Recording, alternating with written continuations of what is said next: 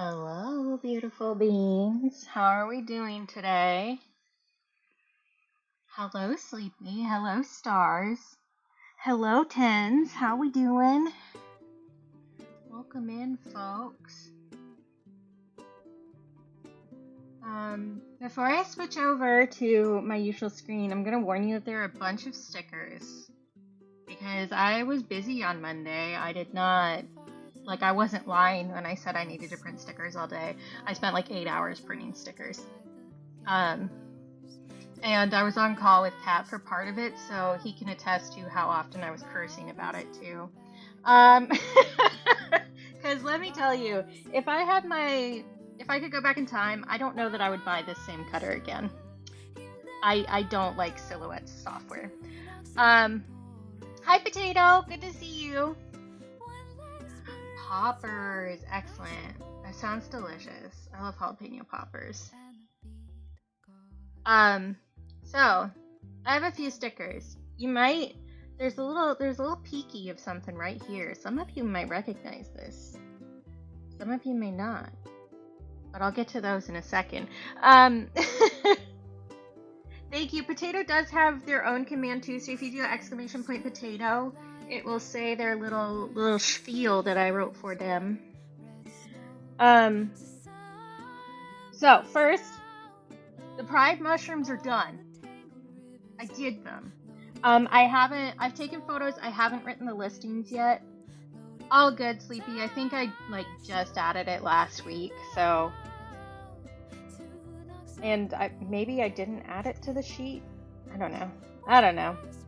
I forget sometimes. But Pride mushies are done. I haven't written the listings yet, but I should be able to get that done probably Saturday, because that's when I have the most amount of sit and work time usually. But we have 14 different pride flags that I have done in various mushrooms. I'm not gonna lie, I think this one is my favorite. This is the Gilbert Baker flag that was made 2014, very, very quickly before Gilbert passed.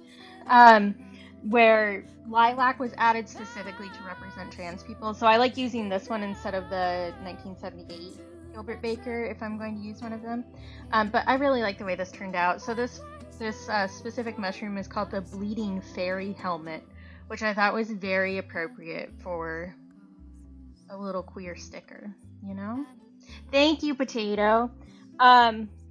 We also have the simplified rainbow. A lot of these are a lot more subtle, which is on purpose. So you can just have a little mushroom and you can know that it's pride, but not everybody needs to know that it's pride, you know? I do think that this one and the progress flag are probably the most obvious. But the rest of them are pretty subtle. So you could get away with having them on your stuff without anybody knowing. So this is the simplified rainbow. We have two different lesbian options. We have the sunset lesbian here, which is, I'm not going to remember all of the mushroom names right off the top of my head, probably. I have them all written down, I just don't have the listing out here. A possum! Yeah, that was me showing up for poppers. So this is the orange peel fungus, and this is the sunset lesbian flag. And then I also have the Maya Kern variant of one of the sapphic flags. Here, this specifically, I'm going to try and remember them all, and I'm probably going to fail, but this one is one of the amethyst deceiver mushrooms. I'm going to be honest with you guys. I picked really labia-coated mushrooms for the lesbian ones, because I thought it was funny. And I was right. I don't know. I was careful to pick mushrooms that I thought fit the vibes a little bit. We have two lesser known pride flags. Well, lesser known is not really accurate. Ones that are not often included. So this is the leather pride flag. And this is the fly... I know how to spell it, but I don't know how to say it. Agarak? I don't know how to pronounce it. But this is the leather flag. And then this one is the bear flag. And this is the hairy trumpet fungus. Because, like, it's a bear pride flag. It needs to be hairy. Like, that's a requirement, obviously. We also have, let's do Buy and Pan together, because they're bros. Agaric. Maybe. That sounds more right than whatever the fuck I was saying. So we have Pan and we have Buy. Pan is the orange pore mushroom. And honestly, I picked it just because I liked it, and Pan is one of my flags. I just think it's neat. It also took the longest out of any of these mushrooms because I had to draw those tiny little holes. And then Bai is one of the wine goblet mushrooms. There's like a lot of them, but I picked one in specific. I just thought it looked neat. Agaric. That also sounds like it could be correct. Yeah, I just think they're neat. That's also what I say when I hold potato, little sinful potato in my hands. I just think they're neat. Let's do these two together. Why not? So we have non-binary and genderqueer. Non-binary is the canary web-capped mushroom, which is actually like this yellow color. Like, it's she yellow. It is real yellow. So I picked that one. Sleepy actually helped me with the design on this one a little bit because I couldn't get the colors quite right, and so I asked Sleepy about it. So this has been approved by an actual non-binary person. And then genderqueer is a basket mushroom, which is just weird. I think it's weird, and that's why I picked it for genderqueer, which is another one of my flags. Because it's just funky, and you can't really classify it. You look at it and you're like, what? Is that a mushroom? Is that a soccer ball? What the fuck is it? And I think that's really accurate for genderqueer. Hi, Kat! Then, let's see, we have the gay man flag here, and this is blue indigo milky cap? Question mark? I'm trying to remember them all. I didn't bring my list out with me because I was like, I can do it. And that was foolish, past Katie. We have the ace and demi flag. Since they have the same colors, they can share. Like, the flags have the same color. They're just in a different configuration. This is the veiled lady mushroom. And then the final one is the one that I'm most pleased about the joke here. So this is a bird's nest fungus for trans because it looks like they have little eggs in them. And I thought that was really funny. So we have eggs, and I specifically added a closed one to this because I wanted to have like a little nod to it being okay if you aren't out yet. Especially for the trans one, because life is hard for trans people right now. So, like, one, I like the idea of the egg. Two, I like that the eggs are cupped by the open trans folks, you know? So, like, we're all taking care of each other kind of vibe. So I was really pleased with finding this mushroom for this one. I think it's perfect. So we've got all of those. Those will be for sale soon. They're photographed and everything. I just need to write the listings. I also have a tip-a-thon coming up on Monday. And I will show you guys the little tip-a-thon info thing that I made. And then I will show you some of the exclusive stickers I have for that. Because I got those done on Monday too. So it's going to be my second affiliate versary on Monday, the 23rd. And we're gonna do a thing. So we're starting at 3 hours. I will give you a guaranteed 3 hours on Monday. And then after that, it's however much money I get, basically. So $1 through Bits, Ko-fi, or my shop equals 30 seconds. And I planned that so that I had a really easy amount of math to do. I do also have specific times listed for subs, so it counts as the amount of money I would get from the sub. So a tier 1 sub equals 1 minute and 30 seconds because I get $3 from that. And that I have that all listed on another piece of info. If you go to another piece of info, another graphic. I know words. But I did make a little thing on my website today so that you can go and peruse all this information at your leisure. And see some links for all of the cool people who are helping me. I'm really excited for a lot of these goals because I get to hang out with my friends for them. So we've got a lot of really cool stuff, and I'm excited to see how far we get. I did plan goals up to 1,000, and then I have more stretch goals, but I'm not going to tell you how far they go because I know how Twitch works. If you know the goal to aim for, you will immediately aim for it, and then I will run out of goals. So after 1,000, you guys will unlock some of the stretch goals, and we'll go goal by goal until we run out. I'm going to have a wheel with some cool rewards. 2 of the rewards I have printed out here for you right now so that we can all see them. So 1, there's going to be an exclusive Tipathon sticker that I designed and printed this week, which is me as the autism creature with the little affiliate-versary cap that you get. And I'm shooting little heart confetti and crying a little bit because I feel like that's just accurate. Yeah, I'm just a little scrungly, turning 2 years old on the interwebs. So this will only be available during the Tipathon. If I don't use all the ones that I've printed, then I'm gonna eat them, I guess. I don't know, or something. I'll just use them for myself for the rest of time.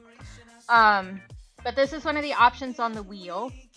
And that's the only way to get it so far. I'm thinking I'll probably do a giveaway for every goal we reach because I am going to do giveaway stickers, sticker packs, and sticker sheets for every goal we hit in chat. My next, if anybody wants to know, my next to-do list is to make a Google Sheet to get people's shipping information for that. The thing that I'm more excited about, though, is that the beautiful, lovely, and talented Cap, who is in chat, gave me permission to print some of his artist stickers. So we're going to have an exclusive 5-sticker Captain Ahab pack that you can get through the wheel as well. Let me scoot that over so you can actually see all of the vampire squid. There we go. So we've got 5 stickers, and these are big honkers. I made the mermaids real big because I'm not packaging them in my usual materials, so they can be however big I want. Hi, Rainbow. Good to see you. So you can get the exclusive Tipathon sticker or the exclusive Captain Ahab 5-sticker pack. And that is not the only thing that Cap is helping me with for the Tipathon. We do have a goal where Cap will come onto my stream and we'll do a collab. We've got a couple really cool things. So Rainbow, for instance, there are a couple goals involving Rainbow. One of those is going to be one of her gremlin drawings as a giveaway, and another one is going to be me and Rainbow collabing on some art. I also have something planned with Sleepy. I have something planned with Stars. I have something planned with Tomato. I also have a Silly Billy Doodlebee giveaway in there. So there's a lot of really cool stuff with cool people.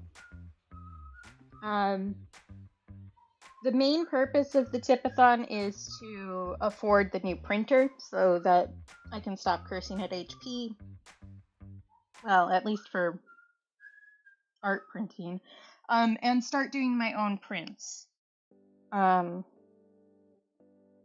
So hopefully, and anything past that, I curse at it a lot. Captain Ahab, poor Captain Ahab, who is long suffering with me and my rage, had to listen to me curse a lot on Monday about it. If you're in our Stars and Eyes Discord, you saw me posting just venting on Monday too. Yeah. Yeah. Bless his heart, he puts up with a lot of shit from me. But yeah, I'm really excited. And no, that was me just like taking the time to like actually say your full name because of how much I appreciate you. Because usually I would say like your actual name, but I try not to do that on stream even though I know you're fine with it. So Yeah, lots of things happening. I've been so busy. I've been so busy working on all this stuff. So I'm really excited, and I I don't know. I think the big thing is that I'm really thrilled that so many people wanted to do stuff with me. Cuz like I asked a bunch of people about stuff, and I was just kind of like, some of these people will say no because, they're busy or I'm not a priority or whatever, which is fine. That's not a big deal. And then basically everybody said yes, and I was like, oh, my goal sheet is like full. So a lot of the ones that are just like about me got shoved into the stretch goals, which is great. I love that. I love that I have so many people who are willing to support me and help out. It's great. But it was also just kind of like a, oh, right, kind of moment. If anybody has any questions, I'm happy to answer. I will say that I'm going to go back to the Tipathon info for just a second. The most exclusive goal is very high up there, and it's going to be a Shawnee Pop voice reveal, which I think we've all been waiting for very patiently for a long time, because we want to hear what Shawnee sounds like, because we want to hear their beautiful voice telling us the beautiful things that they always tell us. Right? Oh, I appreciate that, Rainbow. Thank you. But I managed to convince. I asked Shawnee politely if they would be interested in that. And they were like, we could do that. I might make silly voices. And I was like, why'd you say that like it's a bad thing? As if we wouldn't be thrilled to hear your silly voices. And the final goal that's visible, technically it's against terms of service, so I put a little code word on there, but I'll take an edible on stream if we get to $1,000. I don't know, I just thought that would be funny and that people would be amused by that. But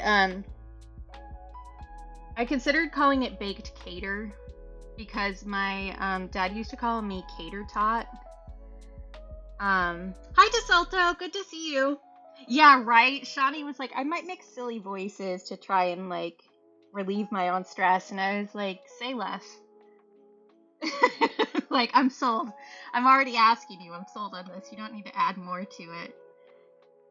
Yeah, so my dad did Cater Tot and then K2D2 because those are my initials. Well, yeah. It's just like you don't need to sell me anymore. I'm sold. But yeah, I'm really excited about that one because I know that's also like a bit of a leap for Shawnee and their comfort level, so I was really pleased that they were willing to do that with me. But yeah, this is all going to be on Monday. I know that I'm not announcing this in like as much time as I think is appropriate, but that's because I've been getting this already for like a week. Because I kind of decided, like, I'd been talking about vaguely doing a tipathon for my affiliate versary for a while, but I wasn't sure if I was going to feel up to it. Nope, don't tell me that. I don't want to know. All of that. Okay, so I used Procreate to make all of these, and Procreate's text sucks ass. So I literally cannot fix anything on that. I don't want to know. I can't fix it on anything. So I don't know. Don't tell me. I meant it when I sent that to you yesterday. I said, if there's a typo, I don't want to know. Unless it's like some sort of slur or something, then I will go through the effort of fixing it. But like, to try and fix like one letter in all of this is going to be like a redoing the entire thing situation. And I don't wanna. Okay, good. Like, if it's an actual problem, then I will fix it. I will go through the effort. But if it's just like a normal human typo, I don't care. But like, I'd been talking about doing a tipathon maybe, but I wasn't sure if I was going to. Oh, peanut butter. That's great. I love it. I feel like big globs of peanut butter would be a good next username for peanut butter, actually. Because for a while, they were just peanut. What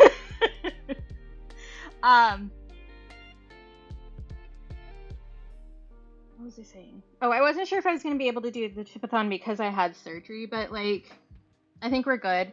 I am going to keep to like vaguely regular stream hours.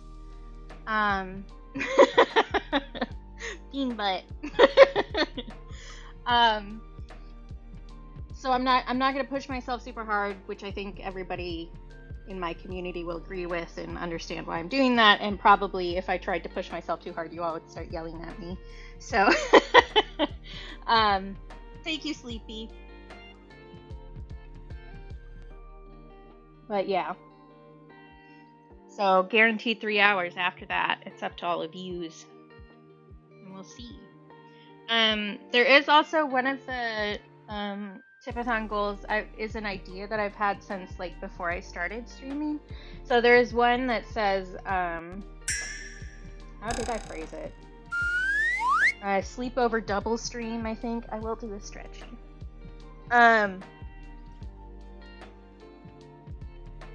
Which I'm really excited about. So on a Saturday night, we would have a little stream where I like painted my nails and we did, you know, weird gossip girl talk kind of situation.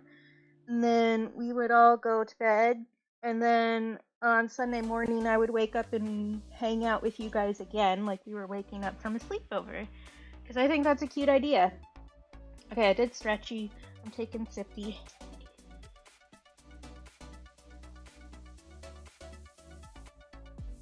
And I would love to make that a regular thing at some point, but we're going to test and see how it works with one, and then maybe once I have my own space, that can be a usual thing. But yeah, I'm excited about that one too. I think that'll be fun. Anything else to say? I don't know what I do. If anybody has any questions, fire away. I can probably answer them. And if not, I'll come up with an answer on the spot. I did not get my reference photo up. Let's do that. That's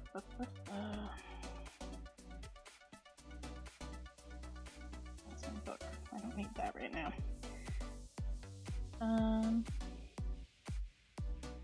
Where's my reference? Oh, here you are.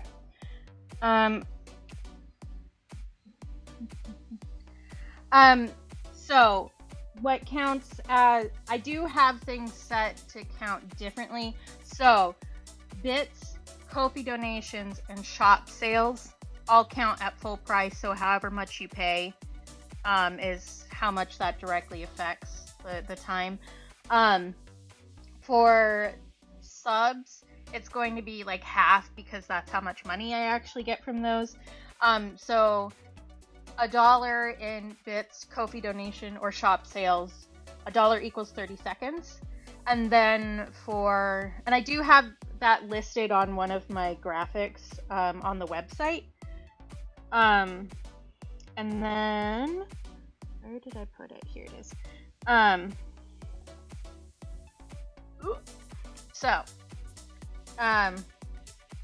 Bits, Ko-fi donation, shop sales, $1 equals 30 seconds. For Twitch subs, tier 1 is 1 minute 30 seconds, tier 2 is 2 minutes 30 seconds, tier 3 is 6 minutes. So I did build that in so that we know how that counts if it happens. And I did also do the math in a way that I can actually functionally do by myself. Because it's just like, okay, I take the dollar amount and I divide it by half. Got it. Because I know I've seen what happens when you trust the timer counter and it doesn't go well. So I'm just gonna do it all manually. Because it's easier to just do 100% manually than figure out which pieces aren't working live on stream. So I made all of the times something that I can actually like do with my brain. Hi, Doodle! No, I legitimately have never seen one of those timers work properly. Never. I don't think they do work properly. I think the coding is faulty and they all just copied the same coding from one to one to one. There's probably a way that I could make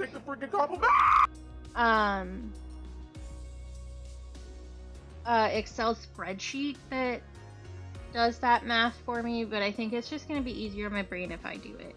So, the stream is guaranteed 3 hours, so I will for sure do 3 hours. And then I will add up what time we've gotten to the end at the end of 3 hours. And then if I'm feeling good, I might go longer that day. But they probably do rainbow, honestly. But I'm the entire background team.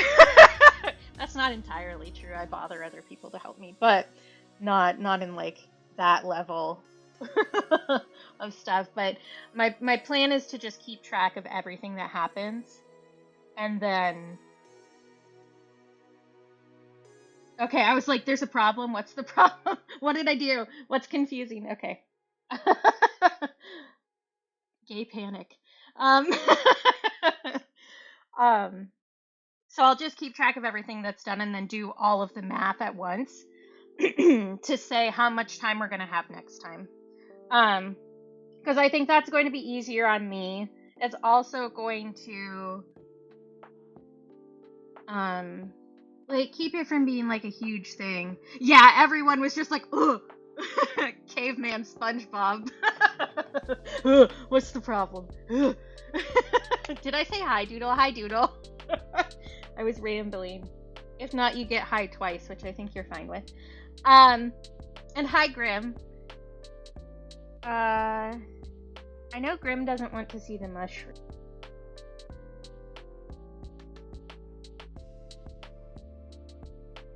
Exclusive stickers, which will be available during the Tipathon. And we have an exclusive sticker that I made just for the Tipathon.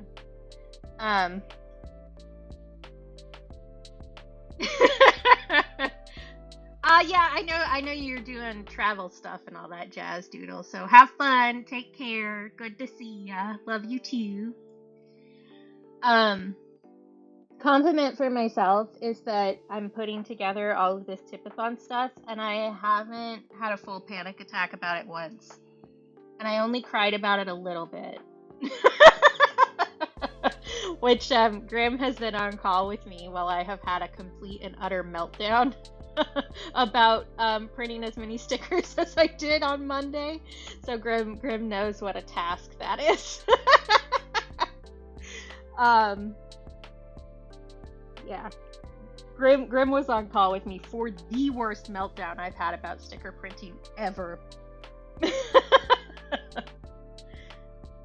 Yeah, thank you. I've been working really hard. But yeah, that's my compliment. I'm also really pleased with how the mushrooms turned out. Maybe I should make another layout that just has the little mushrooms on them so I can show you the whole kit and caboodle at some point. That wouldn't be a bad idea for Pride. But I should be able to get those listings up soon, like this week, and then they'll be available for the Tipathon. Because I feel like having a Tipathon that includes shop sales and not adding something new to the shop is like not the right way to go about life. So we're adding 14 new stickers that are all Pride stickers. Yeah. Thank you, Potato. I've mostly got it down, but the cutter and the software just suck. So sometimes they just shit themselves, and then I get angry.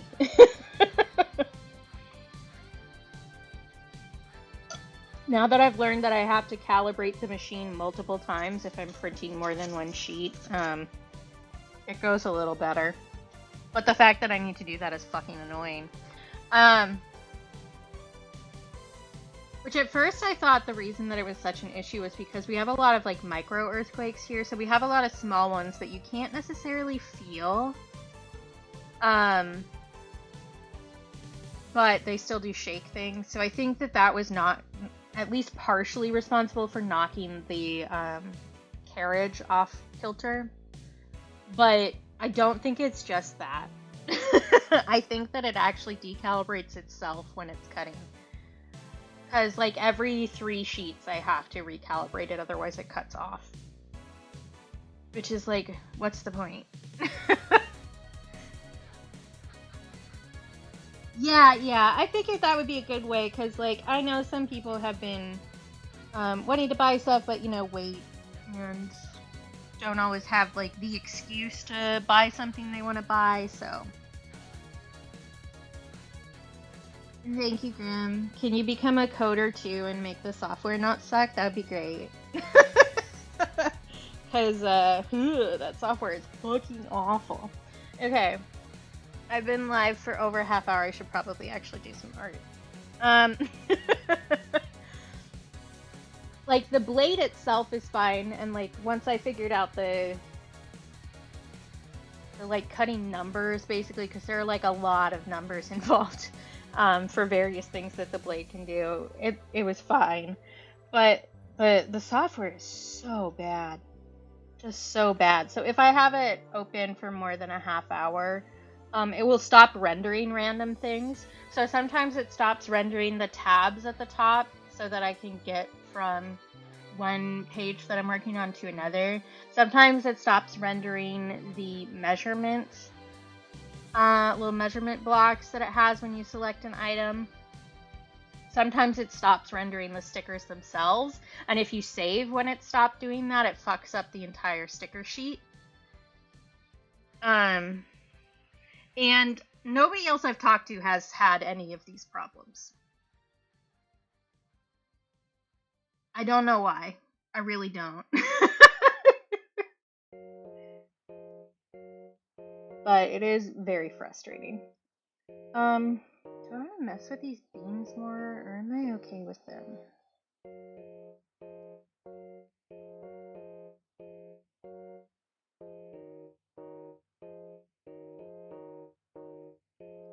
I was like, is that like a tiny piece of latex? I don't remember that being there.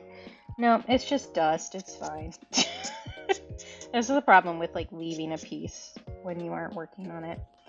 I think it might be time to take off the rest of the liquid latex.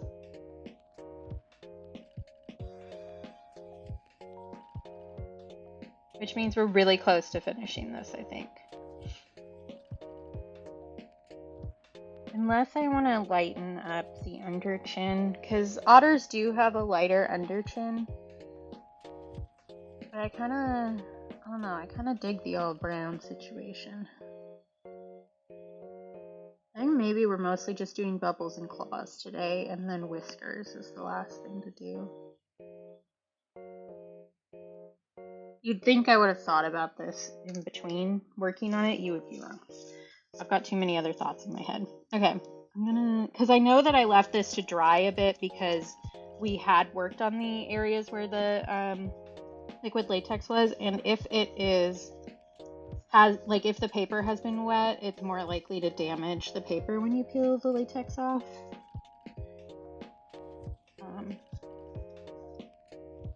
I know that's part of... I remember that was part of the reason why I waited on this. If there was something else I wanted to do before this, I've forgotten, so it doesn't count anymore.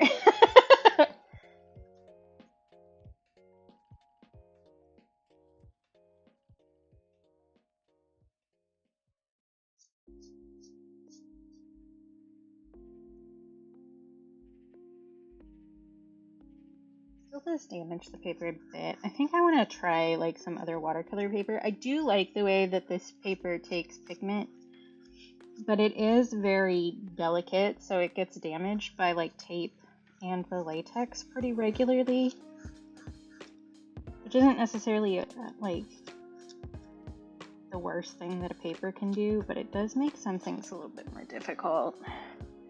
So I think maybe trying another paper to see if I like it will be a good call. I do really like a lot of paper from this company, but it is, like, it does have its own challenges, I guess is what I'm saying.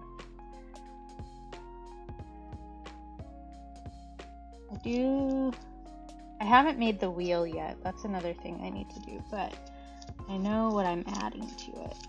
So, see, that just completely tore that paper. Great, love that. That's fair, Sleepy. Like, honestly, you don't need to remember. I'm just, I don't know. I got, I'll decide what I want to do about this. I'm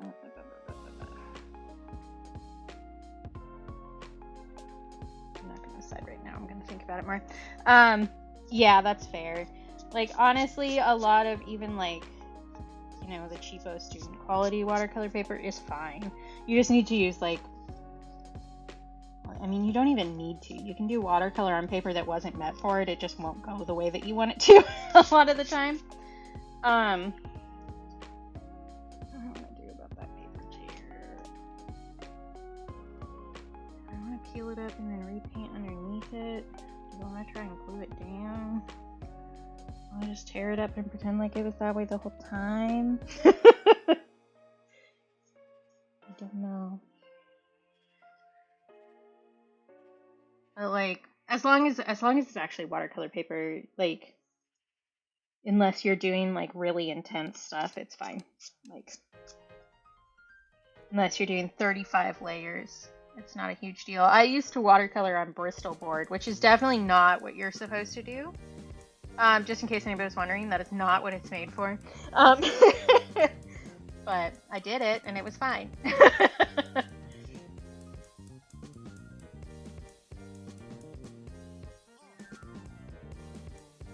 I think it's not that big deal if I just tear this off.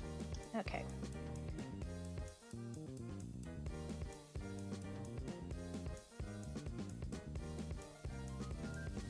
Yeah, that's fair.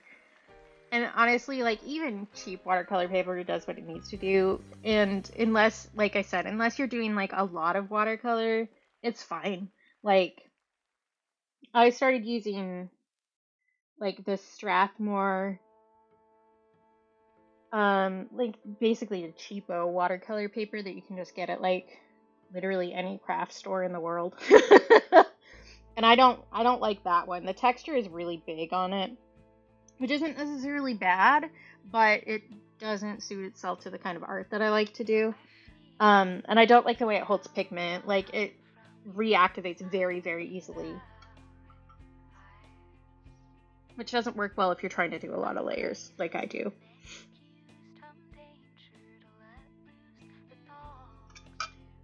Okay.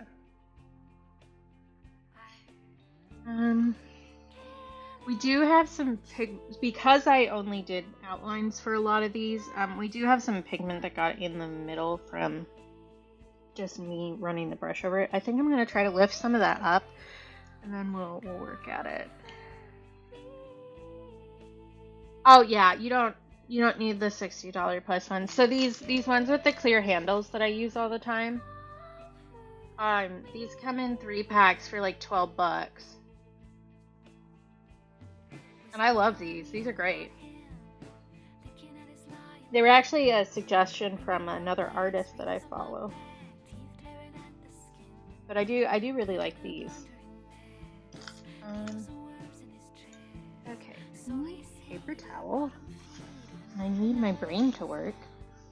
Yeah, pretty much.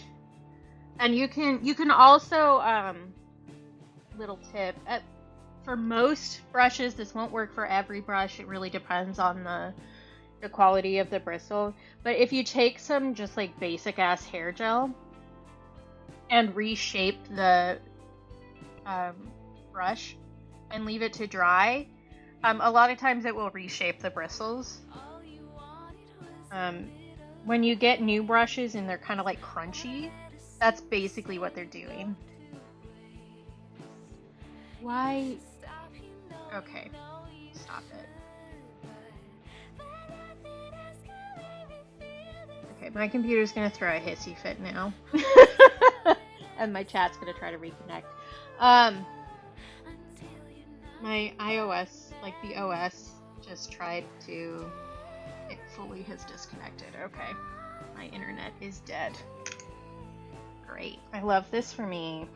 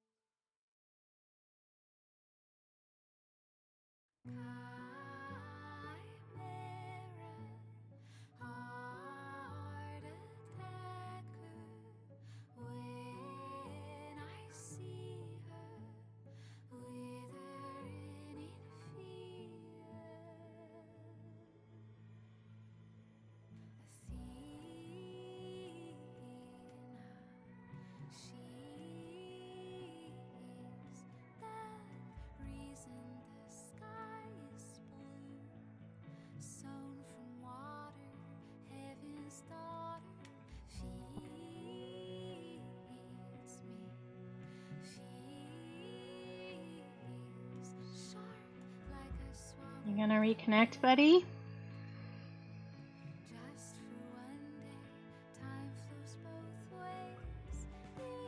Hello?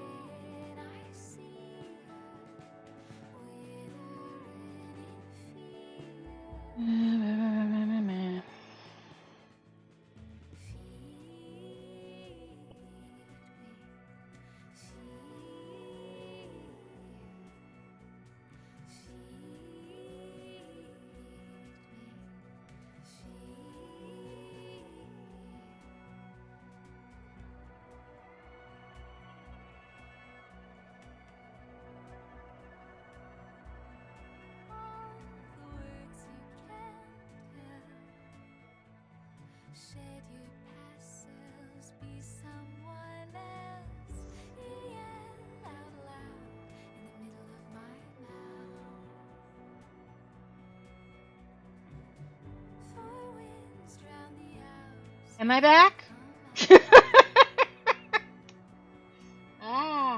My stuff is not reconnected yet.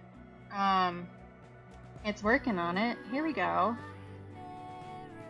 Sometimes it does lie that it's back and it takes a while. Okay, that's back. That is back. Thank you, Sleepy. Alright, thanks for hanging with me for that. Let's see, my Fugi is still not properly working. Okay. It's been a while since our internet went out like that. I wonder if somebody hit a pole. If I do this and then do that, will you fix yourself? No. Okay. Yeah, my internet just decided to go out because of course it did. Let me switch screens. Will it reload properly? No.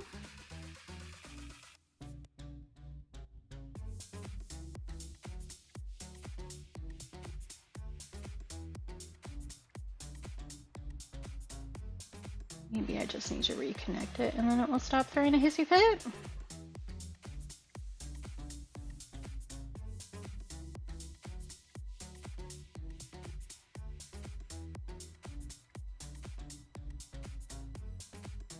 It would be nice if I could, like, have a stream where something didn't explode.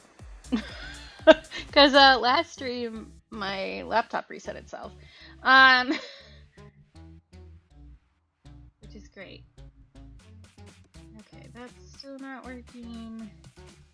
It is in Boogie website though. So let me just do this.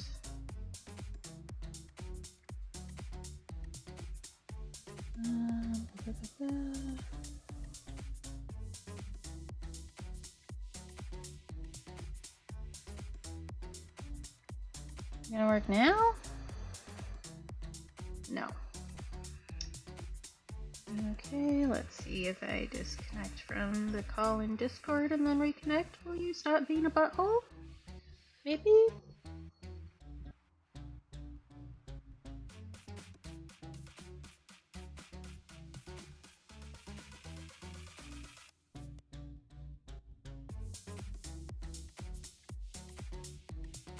Ah, perhaps my internet has just gone out again. Okay, maybe I'm not streaming today. Love that for me.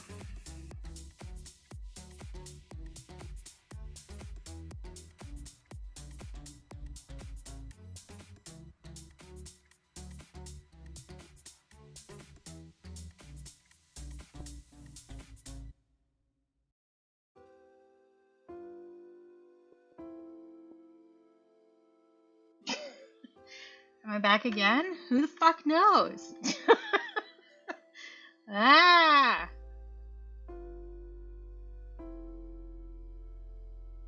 This working? Well, I got the Fugi to work again, so that's nice.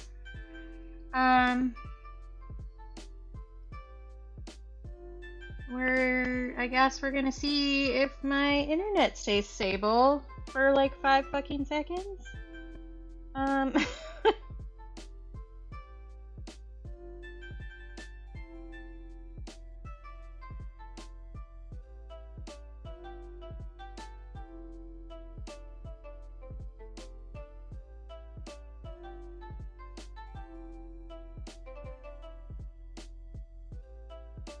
Like it says the upload speed is fine. I'm not sure. Maybe it's our router that's being a butthole.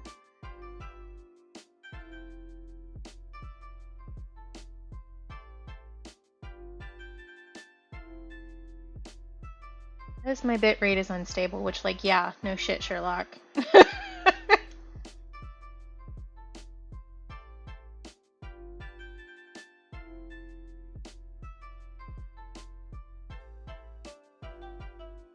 I think if my internet goes out again, I'm just gonna call it, because like if I'm popping in and out, that is not super helpful.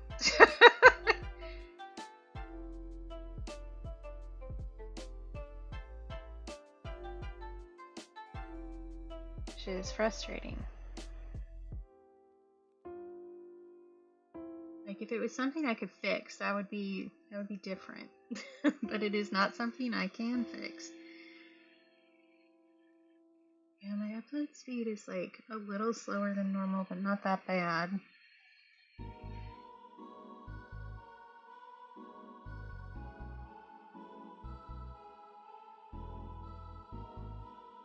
So I don't know. Rich still thinks that I'm massively unstable too, which, like, yeah, I know I am. You don't need to say it like that.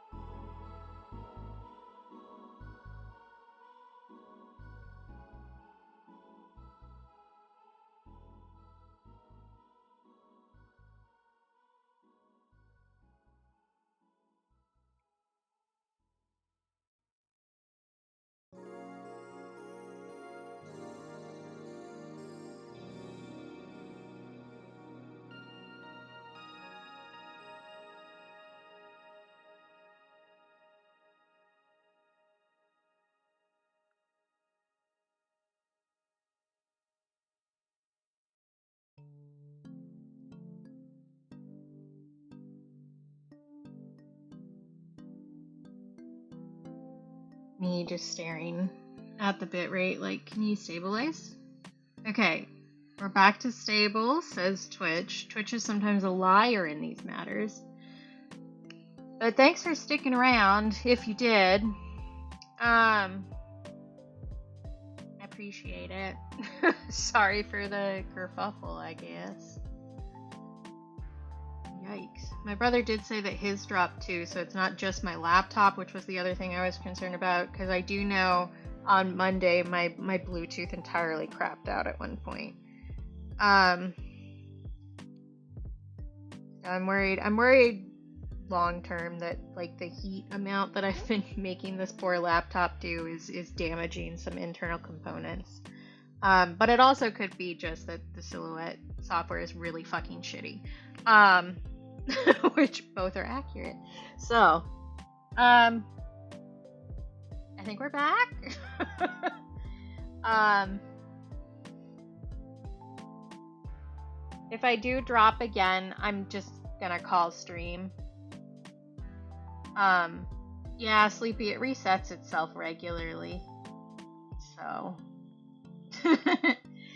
but yeah, if it drops again, I'm just gonna call it because, like, I don't need to stress about it more, and we don't need to just, like, sit here waiting for the internet gods to, like, be kind to me.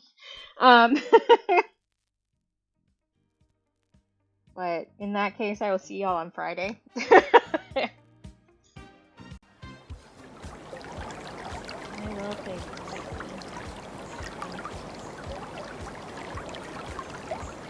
You want to tell me who redeemed that? Thank you. Hi, Pioneer.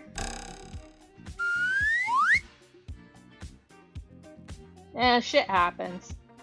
I feel like it's just that kind of week, honestly. Like, I feel like we've all been going through it a little bit, and I'm, like, going through it from 6 different angles at once. So, you know. You're doing great, sweetie. Thank you. I like that was actually you, too. Okay. Ugh.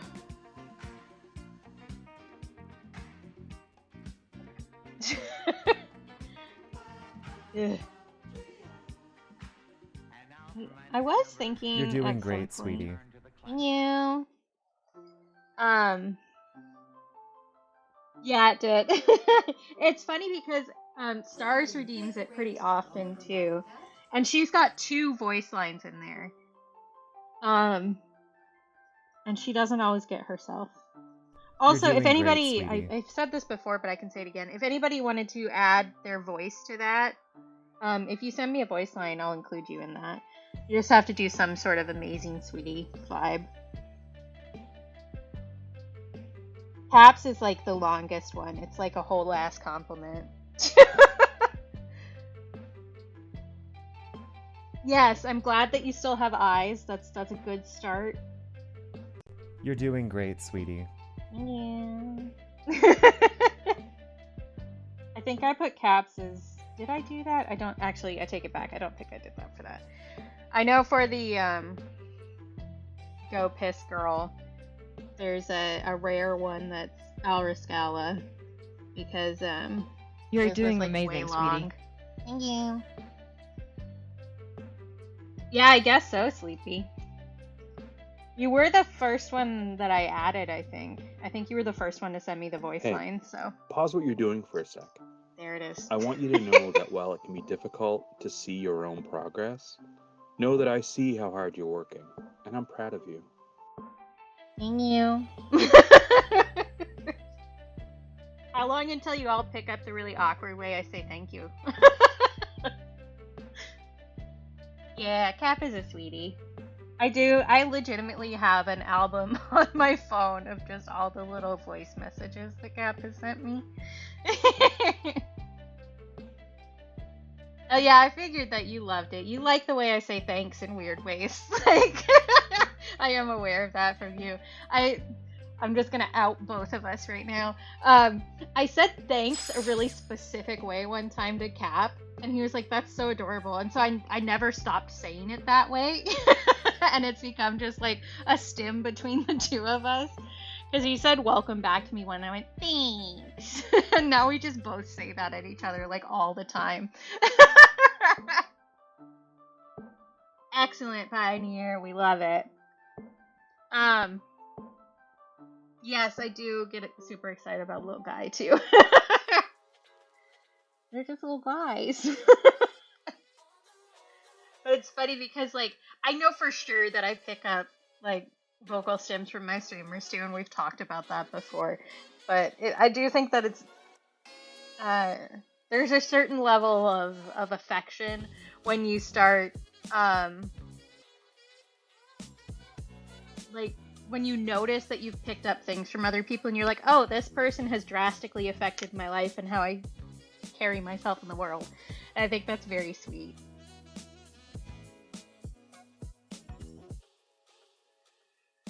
I'm checking. Yeah, exactly. Oh, that's super cute, Cap.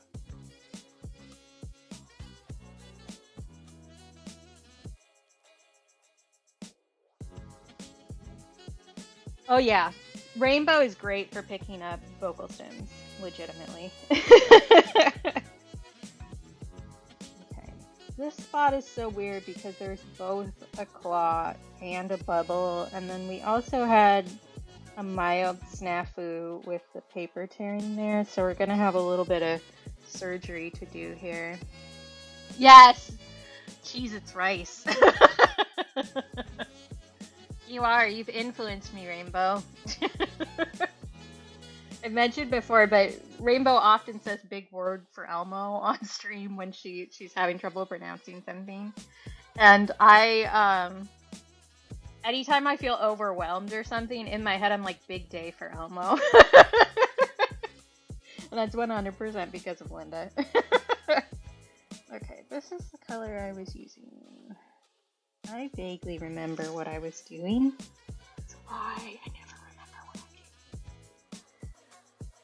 Yeah, Schmal is a very good one also. Schmal. A little bit of surgery here.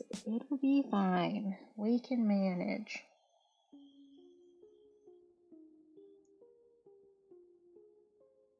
And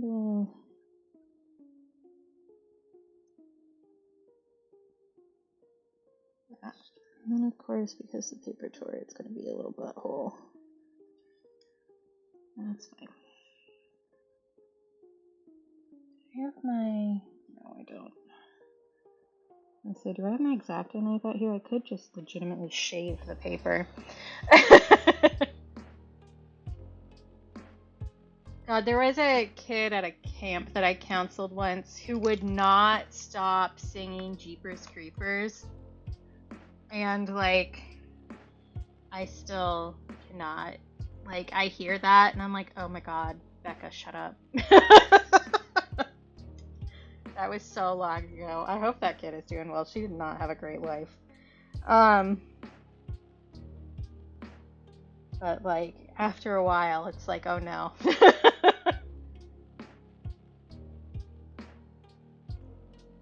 Oh my gosh, Sleepy. But I was on call with Cap the other day, and I was shiny hunting Shark Cadet, which the only difference in the shiny is its eye color. And so in my head, I was like, Jeepers Peepers, Jeepers Creepers, let me see them peepers. And then I started thinking about her, and I was like, I haven't thought about her in a long time, because, like, nobody sings that. Yes, 100%. What? It's very good. Yeah, for sure, Rainbow. You pick things up from kids all the time because they have such specific ways of talking. For surezies.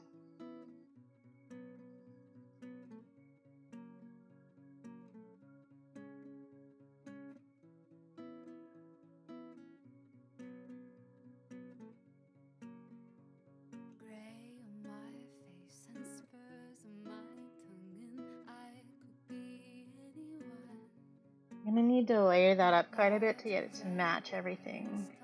But we can do that, that's fine. I love that, Rainbow. That's what you get. I also have plenty of my own.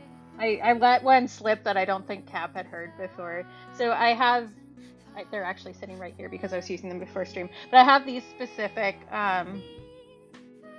earbuds, like Bluetooth earbuds. And I have like 4 pairs of the same thing because I really like them and I like the way that they fit in my ears. And all of the like Bluetooth headsets have some random voice telling you they're connected and stuff. And this one has just like a very chill lady going like power on, and then you wait and it goes connected. And it's like always the same amount of time it takes to connect. So it goes power on, and then I sit there for half a second and then I go connecty. Oh, yeah, go Rainbow, go. fucking fuck ass. Yeah, that's fair. And I also have like really specific curses that I say. So like spreadable Christ on a sesame cracker is one that I say. Yeah, I know, Cap. It's just one of those ones where like I say it to myself and I don't think anybody else has actually heard me do that. Like because I do it when I'm by myself. I only use those headphones when I'm, listening to my audiobook by myself or listening to my music or whatever. But I said that I don't remember what it was. Like we were trying to match up in Pokemon or something and I went Kaneki. My brother, I think I've said this one on stream before, but I'll say it again. When Ratatouille came out, I was like fucking obsessed with the little rat hands. So I would do this thing where I would hold my hands up, camera, please, thank you, and go, little rat hands, little rat hands. And Greg brought that up, my brother brought that up, I don't know, a few months ago, and when I have this stuck in my head and I don't know where it came from, and he did that and he was like, little rat hands. So it's like, that was 100% just me being weird about Ratatouille.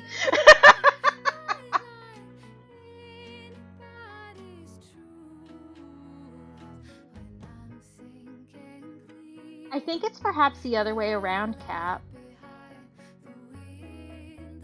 At least with transubstantiation, because Jesus is not in that case most breadable. Jesus is bringing the meat because it's his flesh, right?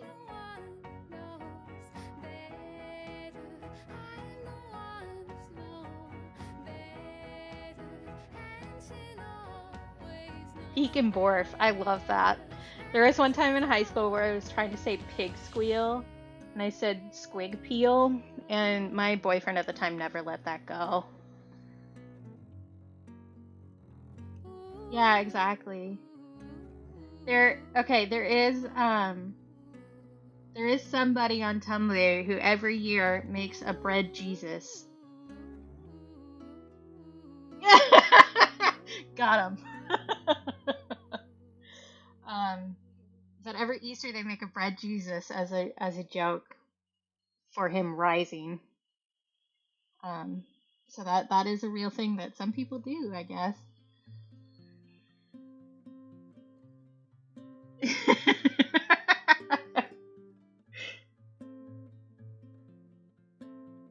This is gonna act weird because the paper is torn there, but we're gonna try our best to make it so that I don't hate that one little portion. Good, Cap. I do think I'm gonna have to do quite a few layers to get this to match the rest of the paw. And then I will need to do bean surgery.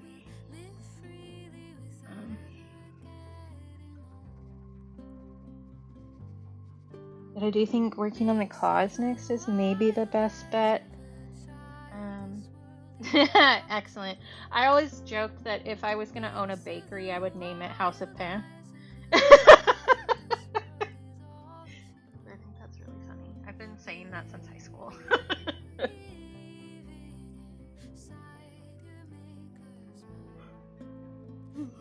I'm sleepy.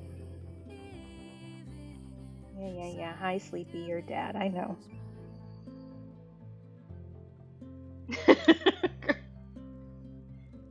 Okay. I never did decide what colors I wanted to do the claws, but I think probably doing like a warm gray with a little bit of orange for the shadows is probably a good bet.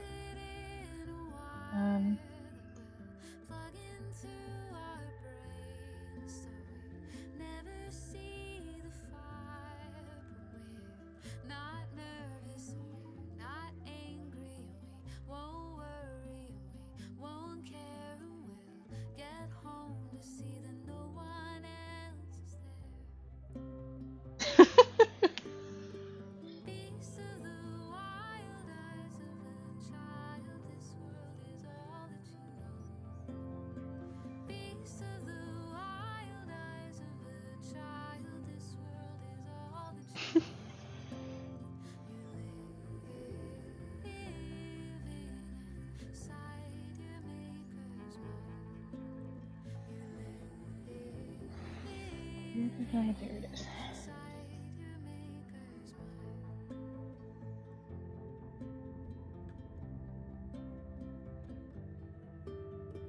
That's not too bad. This is a rap battle for white people, Sleepy.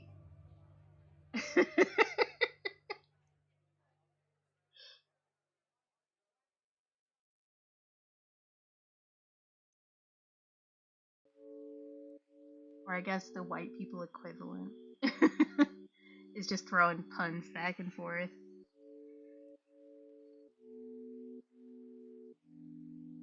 Okay, I think that's good. That one looked a little similar to the dark color, but I think for the rest of those, this is going to be good in that regard. They aren't as close to sure.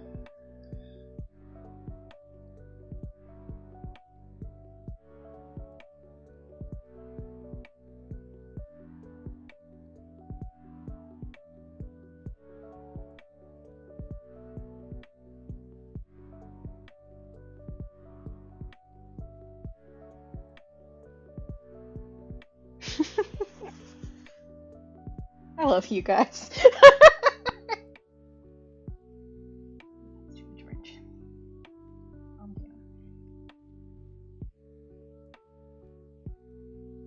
I want you to have a little bit of color, but I don't want you to be super intense about it.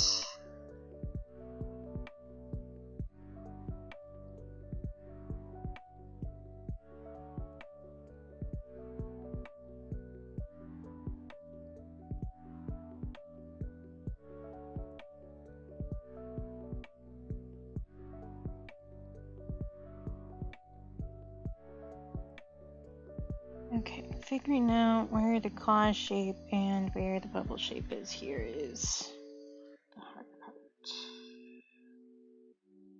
And kind of like that. And I can carve that out and just do the bubble around it, and that will be fine. I did extend that bubble a little bit, but we can work on that when we get there.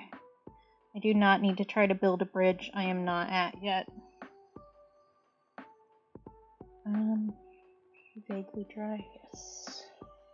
Another layer for you.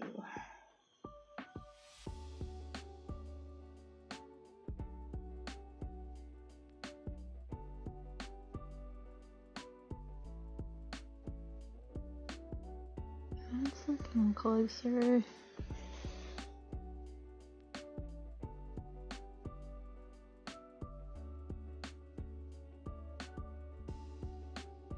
Got a few spots where I could push the pigment in a little bit, like right here.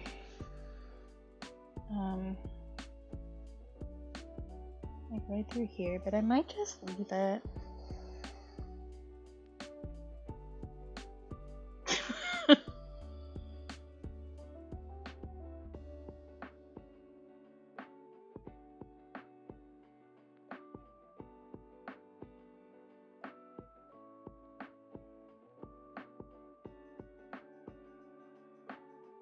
I think we're at the portion of this painting where I just stare at it quietly for a really long time, trying to figure out what else I want to fix.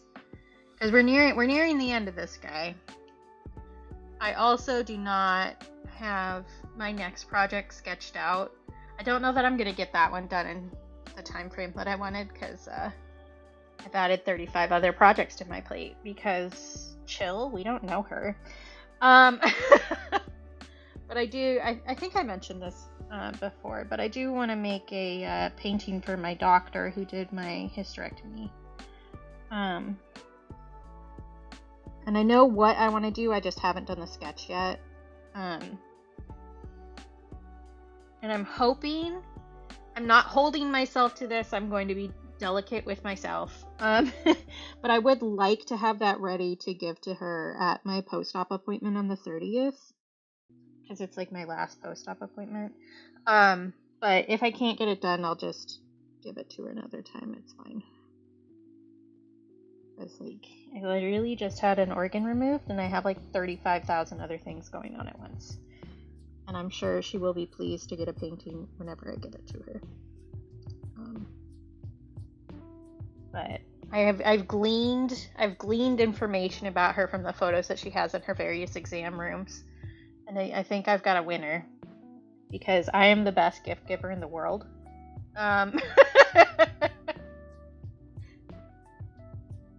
Yeah, I'm being careful.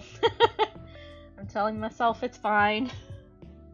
I'm allowed to just exist as a person, and it's not a big deal.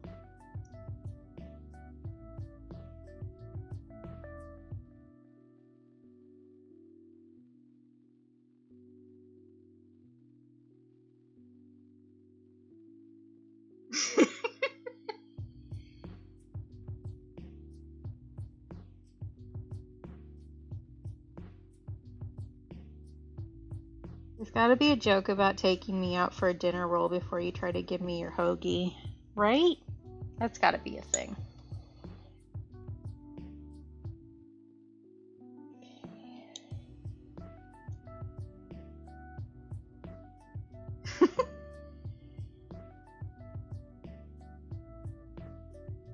Actually, are you still too damp to do this? You should be fine. Maybe you are too damp to do this. Which is also what he said.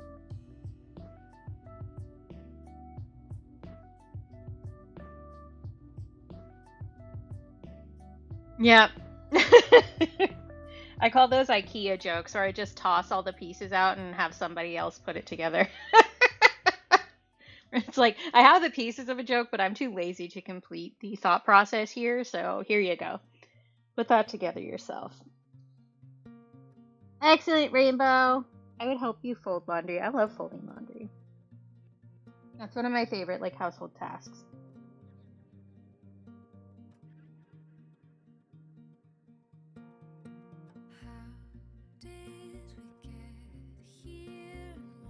My brain just stopped working. Yeah, exactly, Tomato. And sometimes the joke is this, just that I say it's an IKEA joke. That's it.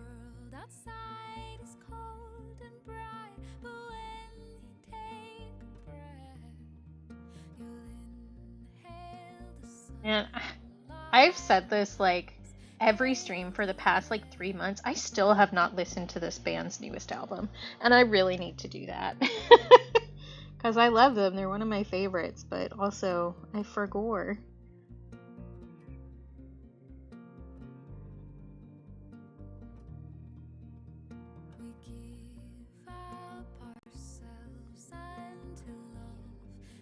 Maybe I'm doing the shading a little bit intense here, but I like it, so.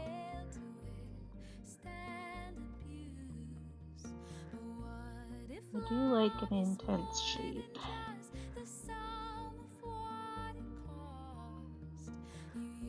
Yeah, I feel that. Yeah, for sure. I feel legitimately bad about this one, even though I know that it'll be fine and it'll happen again. But I missed buying it for Bandcamp Friday when it was available.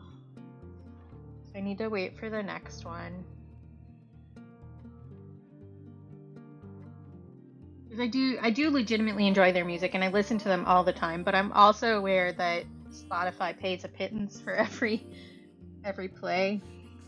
So I do try to like actually support them because they are independent artists, right? So I do try to spread it around. I have been trying, especially on Twitch lately, trying to like change how I interact with stuff. So I got Turbo, which really isn't super expensive. Every month it's like $12. But that does mean that I lurk a lot more often in other people's streams so that they can get the monies. Because I'm not gonna pay for that and then not like spread that money around a bunch. But I've also been transferring some of my subs over to, if artists if people have them, I shouldn't just say artist, but that is often who has these. But if the streamer has a Ko-fi or a Patreon, I've been trying to put the money through there, and then I'll lurk in their stream or be there with Turbo, and then we'll get the money for the ad too. So they're actually getting the full amount of a sub I would be paying, but they're also getting the ad revenue from Amazon, because I don't want Bezos to have my 3 cents, you know? And I'm not doing that for everybody, but a fair amount of people I'm doing that for. Especially people who I can't always show up in their streams.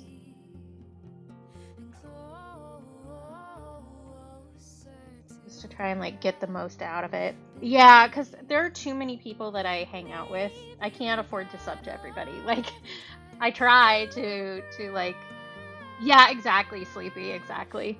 I do also think that something, I guess I should say, something else that I've factored into my decisions there, like emotes, yes, are absolutely part of it. But also, I think that if you're a mod in a channel, you should have a sub. It just looks better, I guess. And that's just a rule that I made up in my own head. Nobody else has to pay attention to that. But that's also why I give, like, if my mods can't afford a sub, I gift them subs. Because I think that's good and right. And also it's like payment for labor, in my opinion. Like, I know a lot of people just like, it's not that big a deal to be a mod and people don't take it like a job, but you are doing work and you deserve to get paid for that in one way or another. All the pleasures that you paid for, all the skip turns that you saved So I just like all the nights keeping subs also in places that I'm modded in.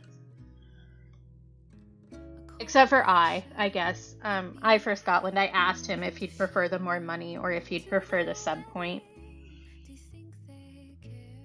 And he was like, feel free to move that on over so I get the money. I agree, Tomato. I think they don't do that because then you could like game the system and just mod everybody and then everybody would have a sub, you know? Yeah, exactly, Rainbow. Mm-hmm.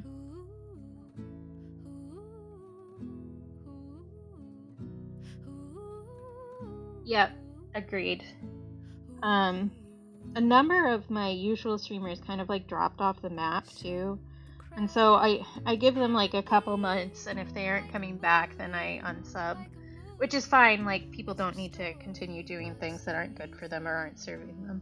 But, I don't know. I've had a lot of weird stuff with that lately. And a lot of that is just because of my own brain picking up on one specific situation and then applying it to a bunch of others. Because I was like super close with a streamer who just like completely dropped off the map. Completely disappeared after a long-term friendship, and it was just like, it's still fucking with my head, honestly. And like, I did what I could do there, and that's all there is to it. But I definitely am a lot more careful about noticing which people actually return the attention I give them now. Because of that. And I don't think that's inherently a bad thing. But I do think that maybe I'm overdoing that a little bit. I don't know. We'll see. For the most part, like, I don't think there's anything necessarily wrong with me being cautious about that stuff, but I think maybe I need to, like, actually deal with it at some point instead of just being like, yeah, it's fine, whatever. Yeah, for sure, Sleepy. And I think a lot of people, especially if you've been subbed for a while, they take it kind of personally, which I can understand that for sure. But also, like, you don't always have the money, you know? I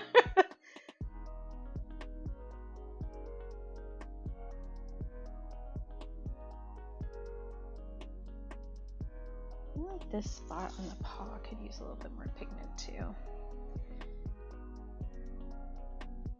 And yeah, letting go of guilt over money is like, in a lot of aspects, is very difficult.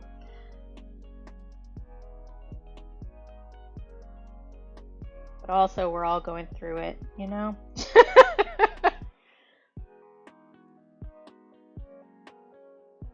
And it's starting to get sunny out.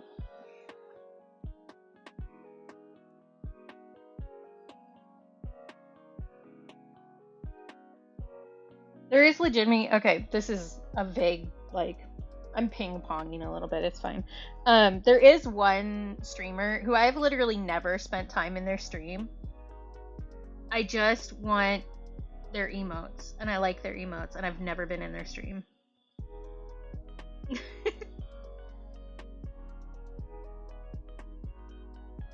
Yeah, for sure, Rainbow. Mm-hmm.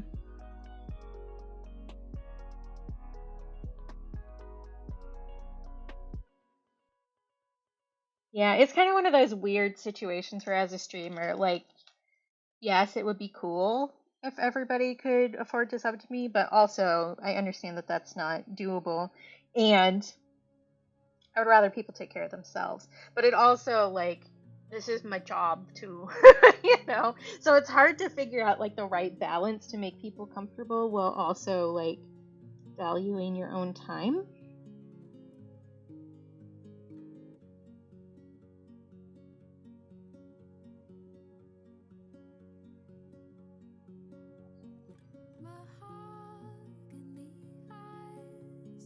Mm-hmm.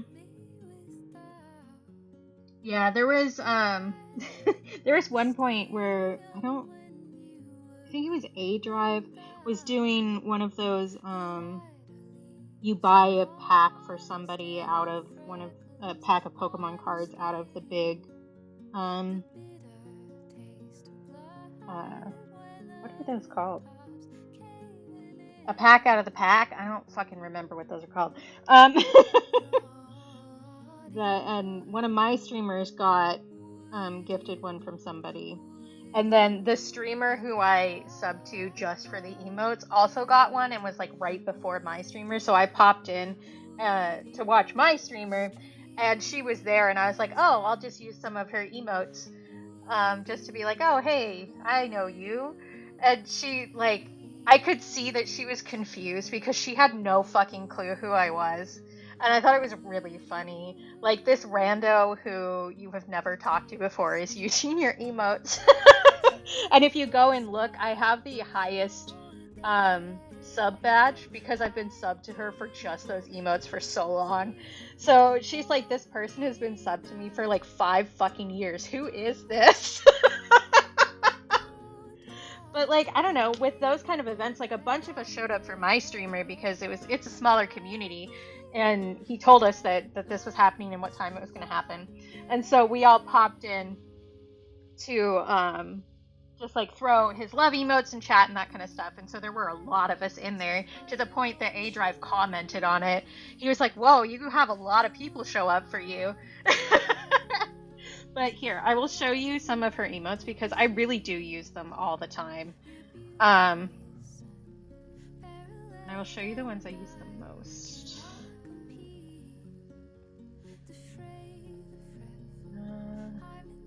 I still have the Sobble one. I might have gotten rid of that one. Nah, there it is. Okay. But like, her emotes are so good. I love them. I use the little Farfetch one whenever people make me do math. But I just really enjoy her emotes, and they have a lot of really good emotions in them. Like, even if I don't want to show up to stream because it's just like not the vibe I'm into, like, you did great with the emotes, buddy. Keep it up.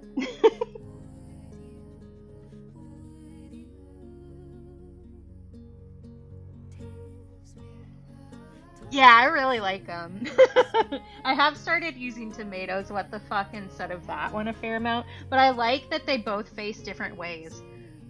So I can have one going what the fuck in that direction, I can have one going what the fuck in this direction.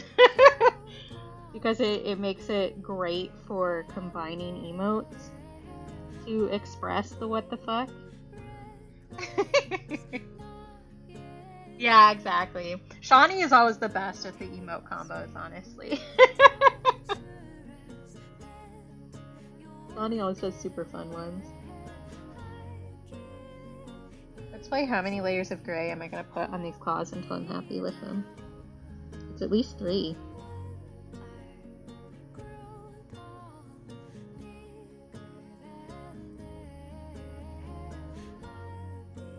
Yeah, exactly. It's that look you give your best friend when somebody's acting up at the table next to you when you're out to eat. I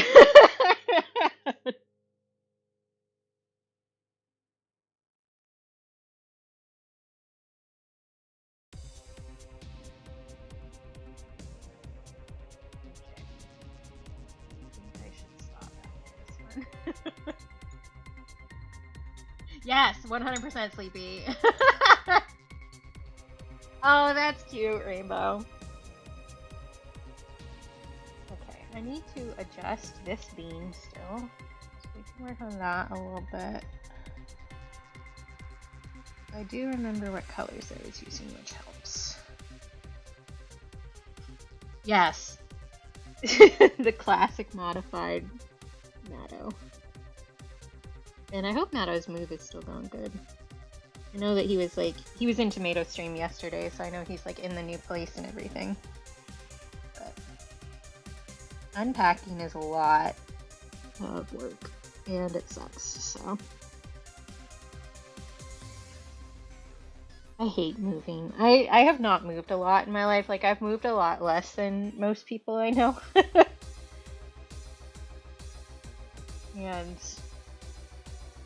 I don't know how y'all do it. Like, I know people who like move at least once a year, and I'm like, I would actually die. That's good, Sleepy. You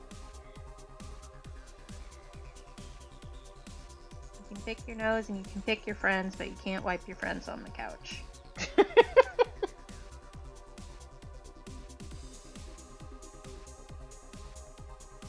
Just like this weird pink patch right there. Yeah, moving sucks. Cause like I was saying this, I know people who move like a lot, like once a year or something, just because that's what their situation requires, right? But I lived in the same house in Oregon for like 16 years. And then we moved to Alaska, and I lived in that house for a while, and now I've been in this house for like 13 years. It's like I don't want to move. I don't like it. I don't like having to pack up all my stuff. I need my stuff. Yeah, Tomato. Woo. Like, props.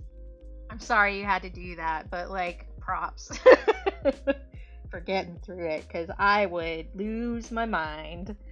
I'm too autistic to be moving that much. I need to get all my stuff settled, and I need to sit in the same place. I'm sure I will move again. I doubt I'm gonna live in this house for the rest of my life, but like, I don't wanna. I kind of messed up the shape of this one a little bit. I'm sure it's fine. Yeah, like, and most people who I know who have moved that much, they're just like, it's not that bad. I'm used to it. And I'm like, I get that, but also, what if I don't want to be used to it?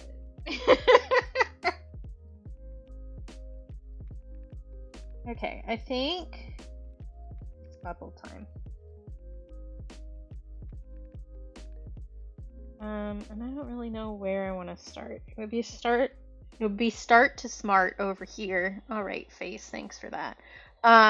So that I don't drag my hand through wet paint as we go. Eventually I'll learn that, and I'll remember it every single time. Yeah, I have a lot of stuff. I'm a very stuff-oriented person. Oh, I'm sure, Rainbow. Yeah, we had to have our stuff professionally packed to move to Alaska because it technically counts as an international travel thing. So there are some things that you just straight up can't bring with you, and there are some things that need to be packaged very specifically. And it was a nightmare, honestly. Like, I wasn't even old enough to like actually be in charge of all of that because we moved up here when I was 17. But boy, did it suck. I hated it because, like, for one thing, you have to have the professionals pack literally everything. And two, our stuff got stuck on a barge that was broken, so we didn't get our stuff for an extra month after we moved up here. And it was awful, and I hated it.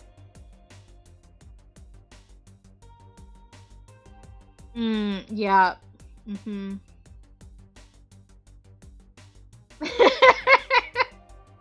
It kind of is, shoddy, and hello.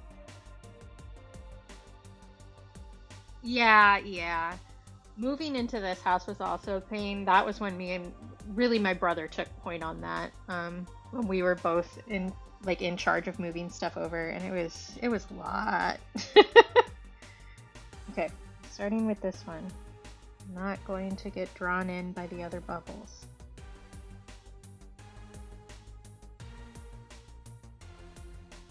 Okay. Keep shape. Go like this. And then go like this.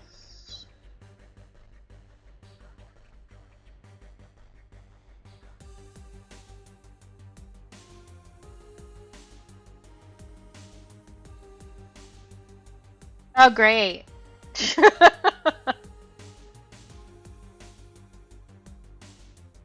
I'm impressed, Shawnee. I know how much you love a pun. Okay, we have another little tiny bit right here. Here. Like that.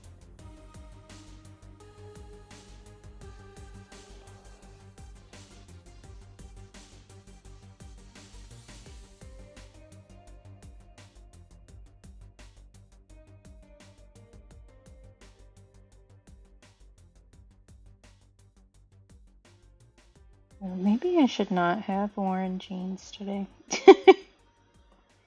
My one incision is like healed pretty much, but still sometimes when I wear jeans it like pushes on stuff weird and it's not the most comfortable feeling in the world. And I am wearing jean shorts today. Which I have worn before and it's been fine. I think it really depends on like how far I'm leaning forward when I sit.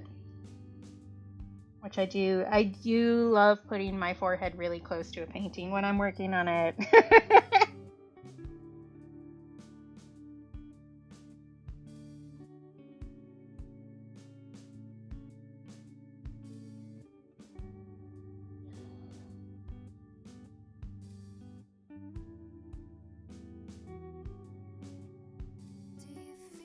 This one will actually be darker. Shadow shapes.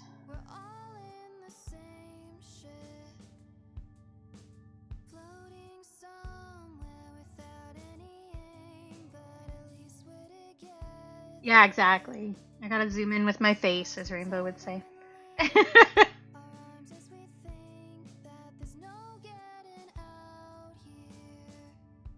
Oh yeah, for sure, Rainbow. That's super cute. Yep. I'll manually zoom in. God, that was so funny. Yesterday when Tomato was streaming, I was like, why does my neck hurt so bad while I was working? And then I realized it was because I didn't have my glasses on, so I had my head like turtling really bad towards my screen so that I could read chat. It's like, suddenly everything makes sense. It's funny because like my eyesight isn't super bad, but the tiny font for Twitch chat gives me problems if it's too far away from my face.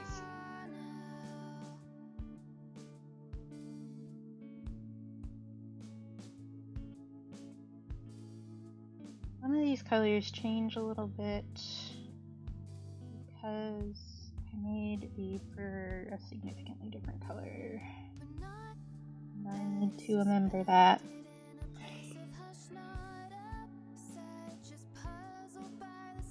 Oh, cute. It's amusing losing all of our direction. Now we're lost. Tell me which way you wanna go.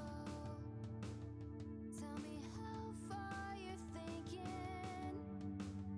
Then I swear if you wanna go, I'll be right there by your side. And honestly, it can go. Oh, I didn't say during like my tipathon spiel that 10% of everything is going to my local LGBT clinic. Um, I just like forgot. I wrote it on everything and then I just didn't say it. Oh, nice tomato. That's awesome. I love how I realized like, I don't know, an hour and a half later that I didn't say something. Okay, I think I do need to give like a vague kind of orangey to this. Oh yeah, Sleepy. If you're still here. I know you're working, which is why I'm asking. Have you gotten your new inhaler yet? Everybody look after your eyeballs. Yep, good, Rainbow. Good luck.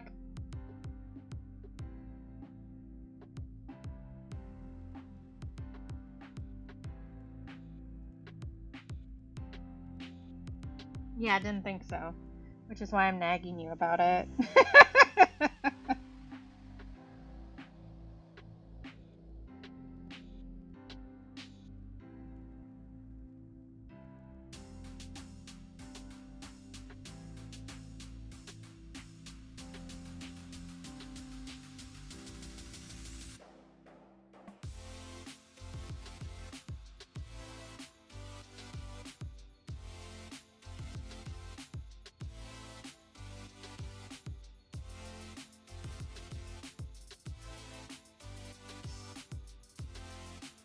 I think that's the last set of highlights in this. I'll look those back up. BP! Hello. How's it going?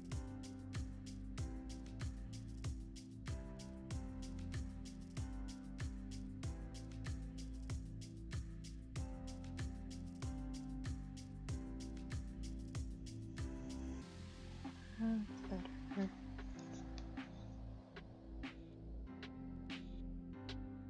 Cool. Those are color shapes, and they look good.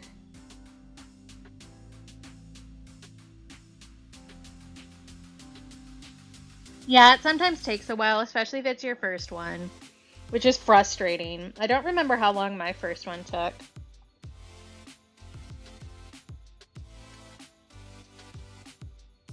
I think my first one was the hay, maybe?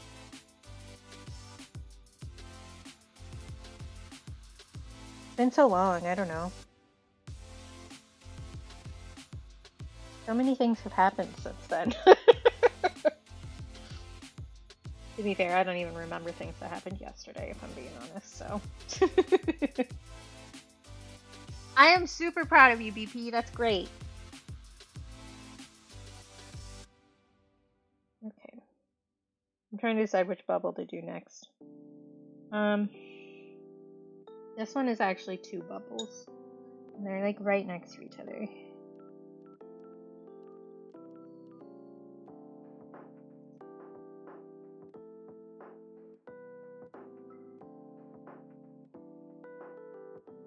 I did kind of change the shape a little bit, but that's okay.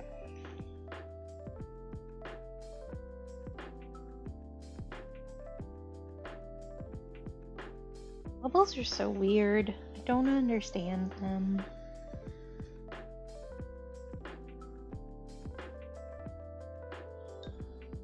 Yep, we gotta stay hydrated. You hydrate or you dihydrate, and that's why I have a dihydrate emote.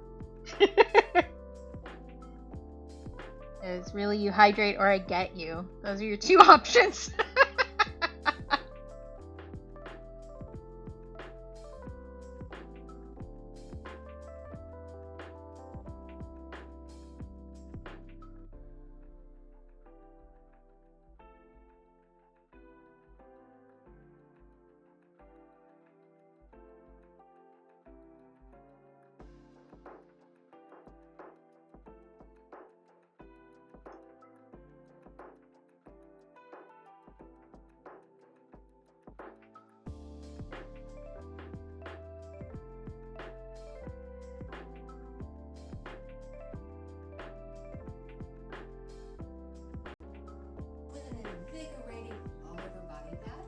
you for bapping me.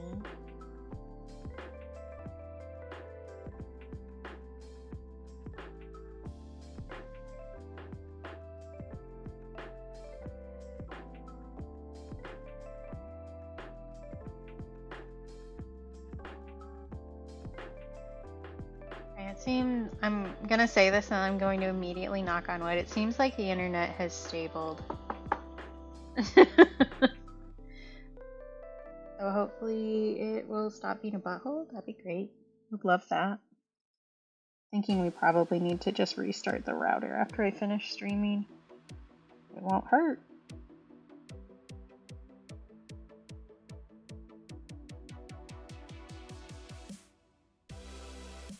I give a less gentle bap.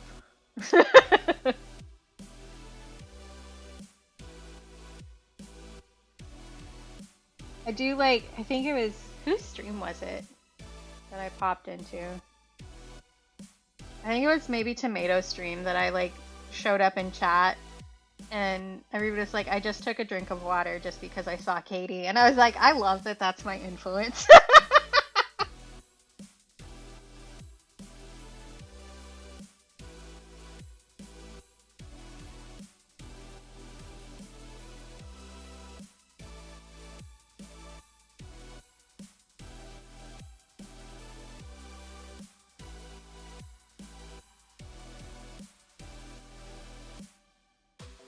Those are so weird.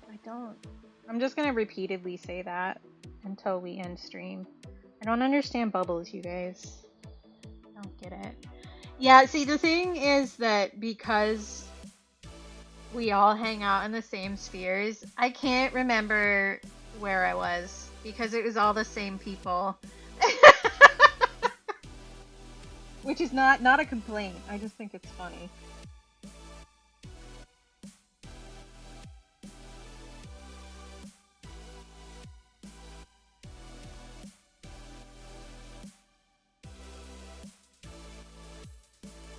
Like the only spot that is like not even a completely different set of people, but a more different set of people is I's stream.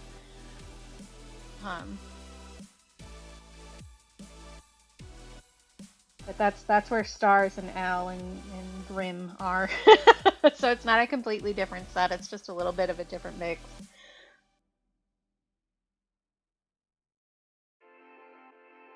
I know that bubble is like entirely highlighted in the photo, but it doesn't feel right.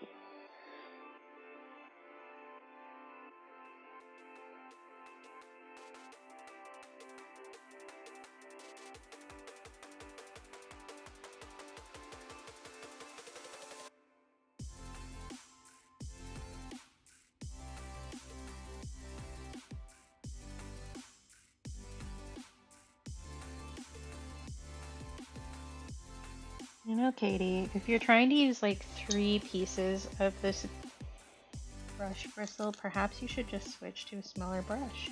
Just a thought.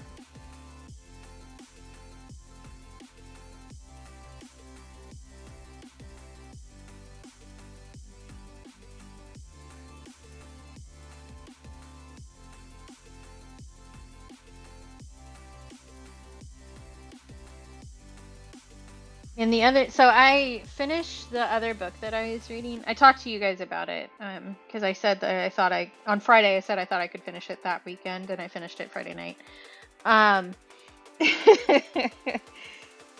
Yeah, I feel like that's just the artist struggle where it's like you're in the zone, so you try to keep using whatever tool you're using, even if it's not the right tool. So I finished that book, which was very good and made me cry affectionate. At the end, it made me cry derogatory at the beginning, but I mean that was expected.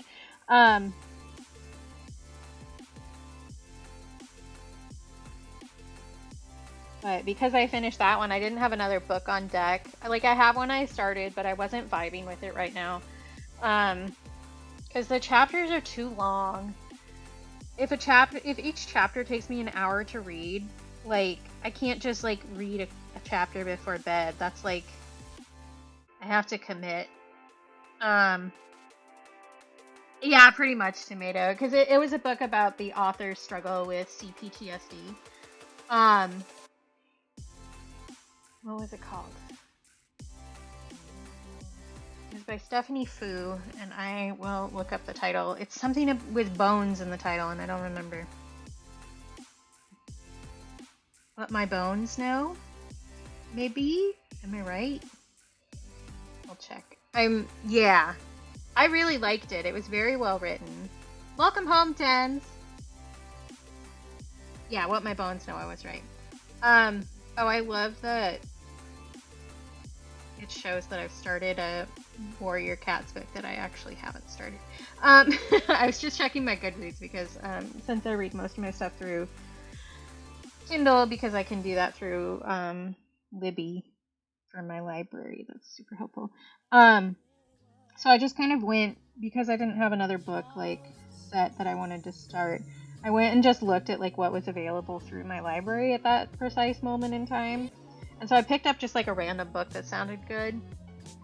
And so far it's very interesting. I'm curious to see how it progresses, because it's like a murder mystery in like a 1958 small farming town.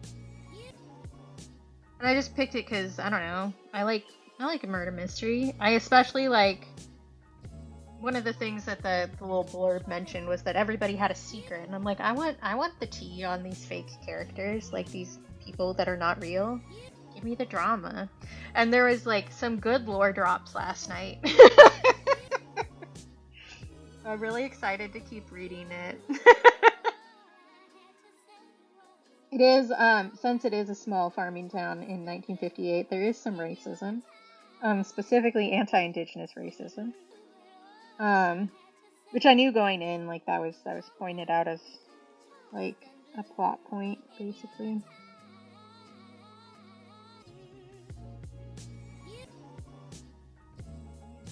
And also it's not exactly, well, for one of them it is racism, but like, post-World War II prejudices, I'll put it that way, against a few Germans who were in the town, and then also a Japanese woman who came back with somebody from the Marines. Yeah, it's very interesting, and I do really like those little books that are just like people being people kind of a thing. Like, I know that a lot of people complain about those books where it's just like a guy is getting divorced. I love those. I love just watching people's lives fall apart. I find it very cathartic. They're like, oh, every novel is about somebody getting a divorce or cheating on their spouse. And I'm like, yeah, so? What about it? I will do stretchy in just a moment.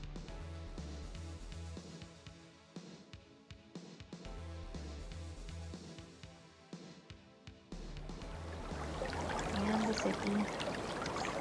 Hello, Graham, again. Okay, so you guys want a little lore drop? I think I've said this on stream before, but I don't know that I have said it where Tens could hear me. I was actually nicknamed Dominatrix in high school. Which, if you've ever listened to me or seen me react to Cap at all, is not the case. Yeah, exactly, Tomato. I like stories that are just like people. And the point of the story is that there's a person being a people, you know?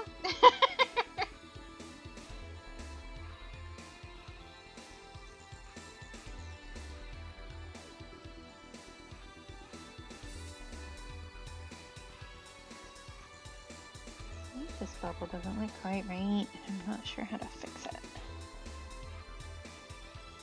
Maybe it's just because I'm looking at it too hard. I can fake being a dom for approximately 10 minutes. No, you can say, Grim, like, it's not a secret. I am a very subby sub, like... And I am definitely a brat, that is also the case.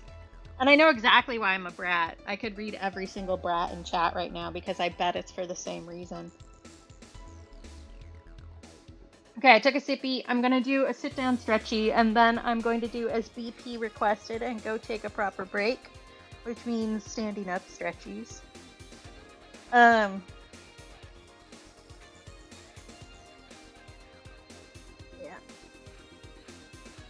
Like, I can fake being a dom for a little bit, but the only time that I actually feel like doing that on my own is when I'm really angry at somebody. And that has only really happened once with my high school boyfriend.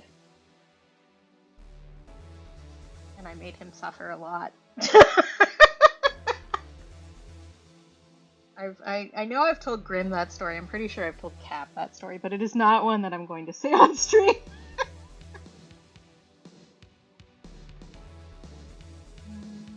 Sorry, I just saw another line that I wanted to finish on that bubble first. Yeah.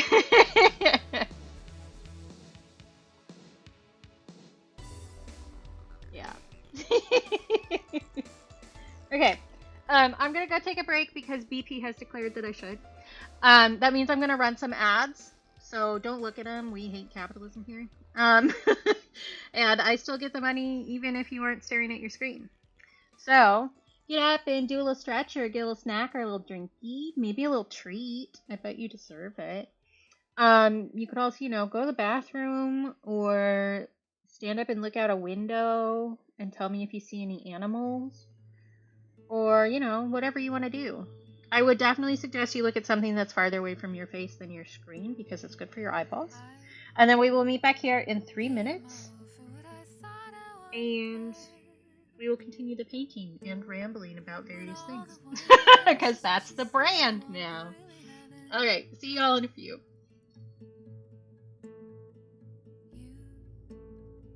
Told me I could stay until the morning, but would I give my heart back on the way to tend the flowers that you bought? I don't believe I understand the question. Could you paraphrase and understate and throw away until it's what I thought? No one can know. No one will ever know. We ran in circles till we cried and burned our bridges side by side so many times. 4 years to eyes. Your body wears a winter coat with pride to keep your head afloat. We're buried with our words now in the snow. In the snow.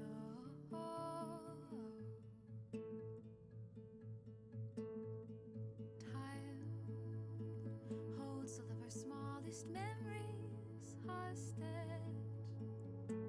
We were witness to events that don't make sense without the context of this show. These words can never represent my feelings. They're just particles of participles parted by the syntax of the snow. No one can know. No one will ever know. We ran in circles till we cried and burned our bridges side by side so many times. 4 years to eyes. Your body wears a winter coat with pride to keep your head afloat. We're buried with our words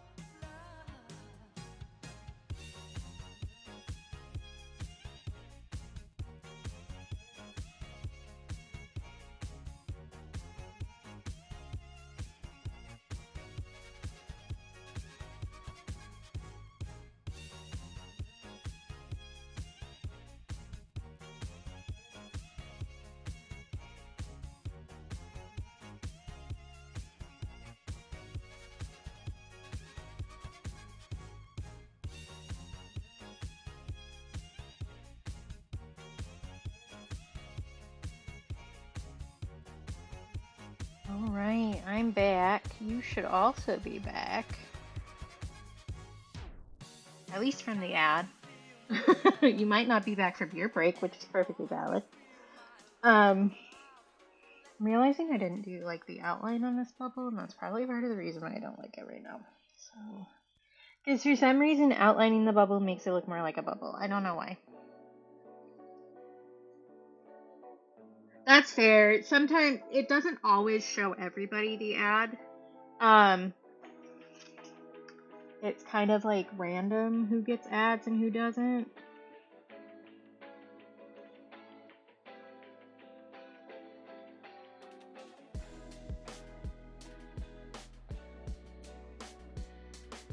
You are special, but we knew that already. But I also have like basically all of the ad options that I can turn off turned off. Because fuck that shit. So like I don't have the it said that it ran them. So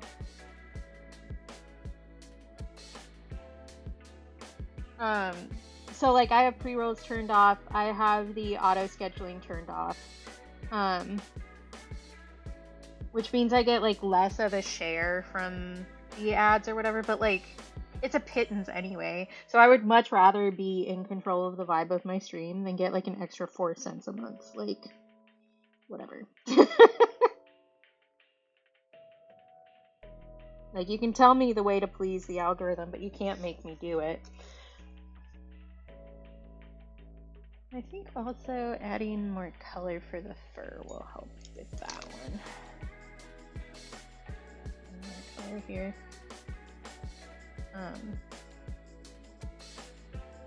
But yeah, sometimes it just like even if you run ads, it won't show any, just because like whatever the vibes are off and the ads don't want you. Like it's really random.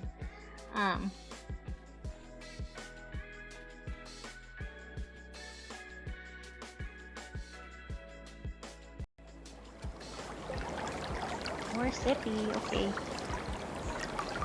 Hi, Water Boy. Living up to the name. Boardman. Welcome in. It's good to see you. It's been a while.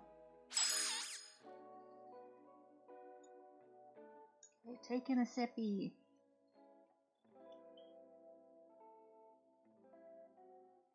Maybe you could have stood to refill this while I was up.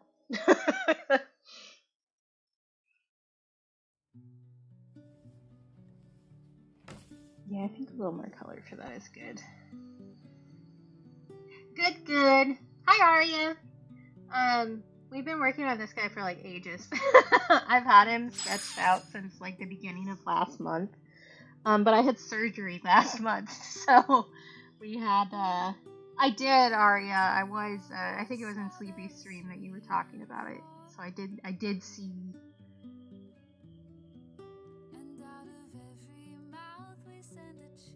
But I had surgery, so I didn't get this one done. So we're still working on it. It's been taking forever. I pick up this little water drop. Is it gonna pick up every single pigment that's ever existed here? No. Okay.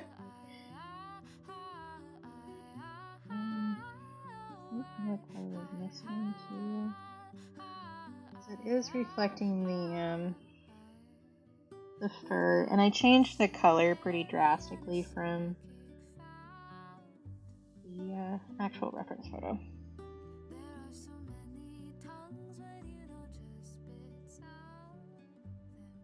Just getting some more of that and will help a bit.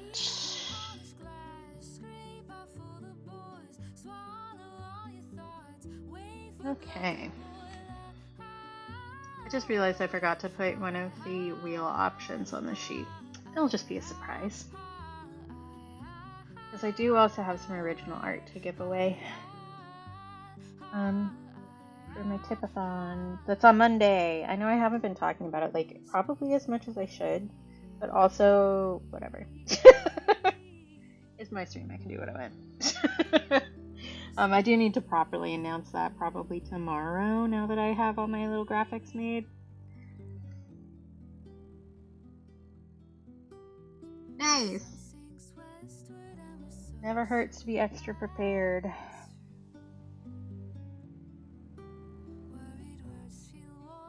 I still don't know about these bubbles.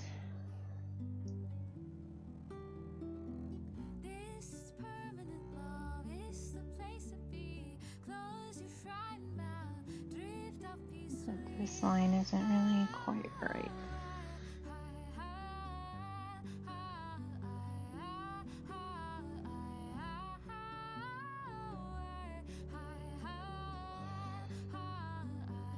Yeah, no kidding. Have good luck. If anybody calls you names again, let me know and I'll show up and steal their shins. Okay, I do think that the brighter color in the bubbles helps. Yeah, I feel that, tomato.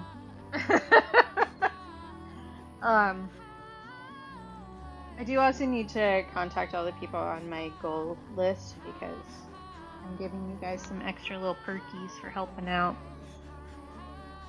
Ugh, my eyes itch. It's allergy season. But I need to get that Google form sorted first. That's the next step. Ugh. There's so many things to do all the time forever.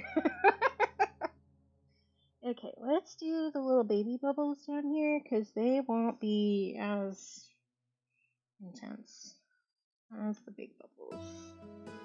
Especially this one because this guy's a funny shape. That's gonna be something.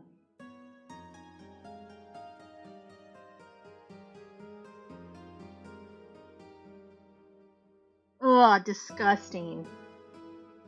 Yeah, I saw that there's like a big humidity wave going, which is it's just gross.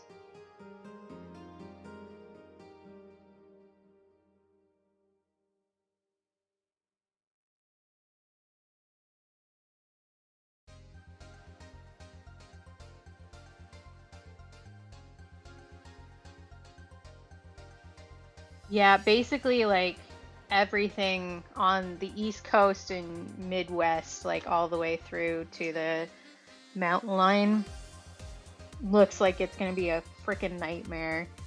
So Godspeed to all of you, cause ugh.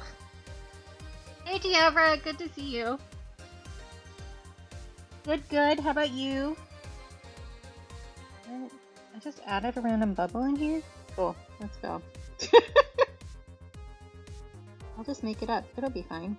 I'm sure of it. I hope you're doing well too. I don't think I said. I just said good to see you, I think.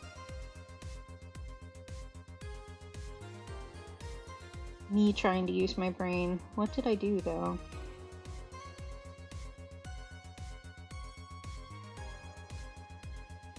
Oh no! Good luck. I'll send you all like cool Alaska weather. I think our high today is like 66, which is warm for here, honestly. Oh, happy birthday! I didn't know it was your birthday. I need to put that in my calendar so I remember next year.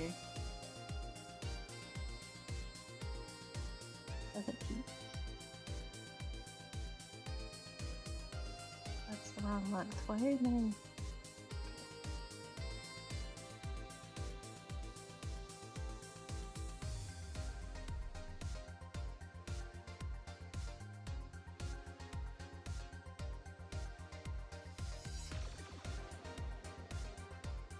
Repeat every year, please.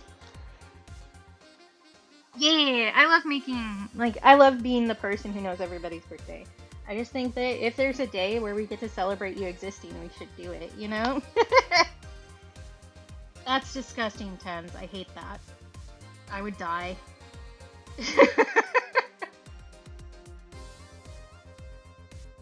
Like, I don't know. I dealt better with heat when I was a teenager because one, I was a teenager, and two, I was thinner than I am now. And 3, I hadn't lived in Alaska for 20 years. I have definitely, my heat tolerance has gone way down since I moved up here. Which, like, makes sense, you know?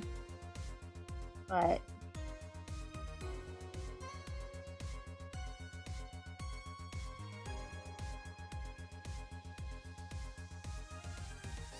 I would like to not start dying at, 68 degrees. I'm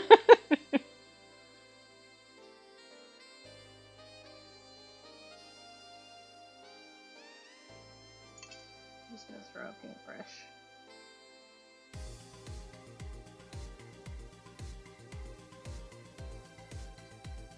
Massively made this puzzle bigger.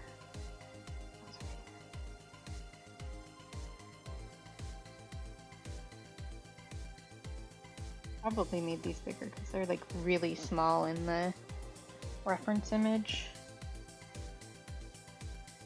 They probably wouldn't have been clear if I actually made them the correct size.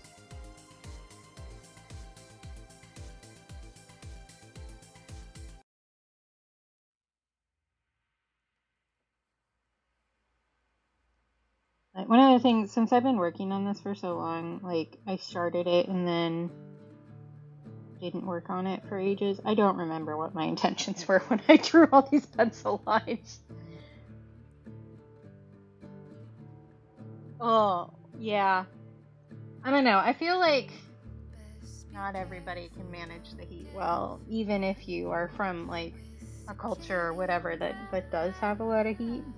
But I remember back when it was weird to get this hot in Oregon, one summer we got up to like 106, which was rare then. It's like normal for summer in Portland now. But like that was a big deal and I was fine.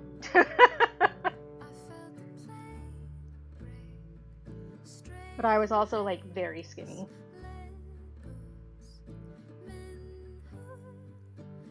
Which does make a difference.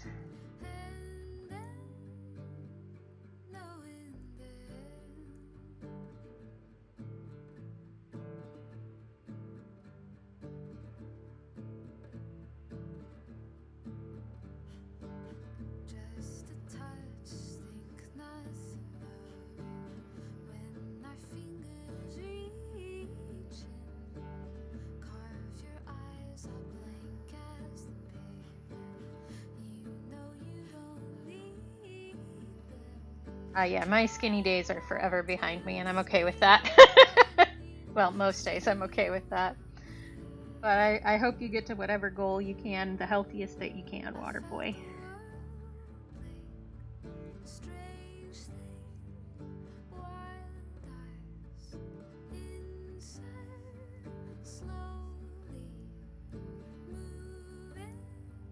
I will say, so like, my body shape is exactly the same as all the women on my mom's side of the family. Oh yeah, shin stuff is really difficult to deal with. My brother does a lot of running, and that's definitely a thing for him too. Like, shins are poorly designed. Like many things in the human body. But my body shape is like exactly the same as my mom's and my grandma's and my great grandma's. Basically every woman in the family since the Great Depression. Well, post Great Depression, I guess is more accurate. And basically, because all of them had kids around the same time, they always blamed their body shape on having been pregnant and had kids. I can disprove that 100% because I have the exact same body shape now, and I have not had any children. And I never will.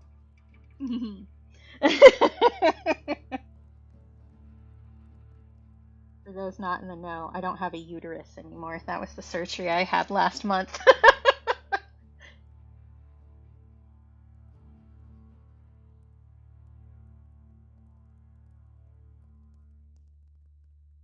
Yeah, that's fair. Trying to get like a schedule back when you're 100% in charge of your own life as an adult can be really difficult. Because like, yeah, when I was in high school, I would run a lot because I had to, because I was in gym classes. I don't like running, but I mean, there was a track there, and it meant that I could be outside with my friends when everybody else was in like the weight room being assholes. Yes, my ute has been yeeted. So I was like, I was running probably like 10 miles in a class period by the end of the semester. I cannot do that anymore. That was when I was much younger.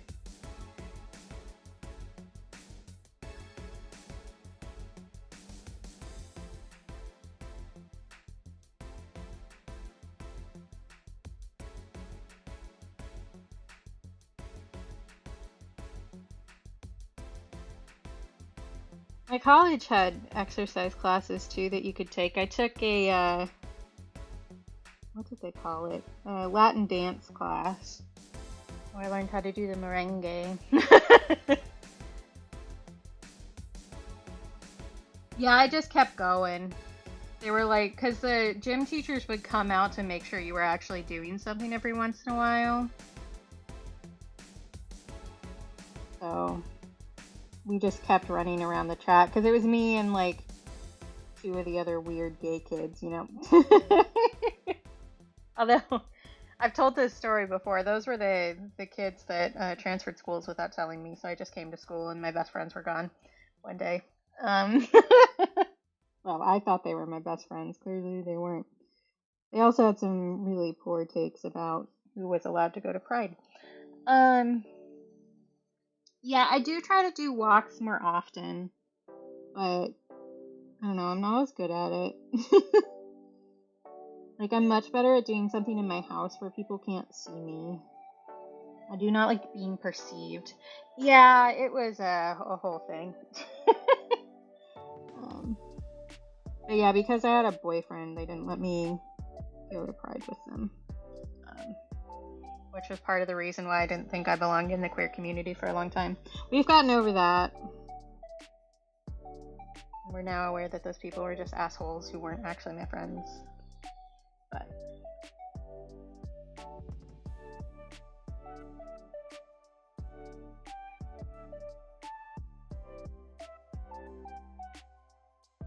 yeah. And to be fair, this was in like 2004, so it was a much more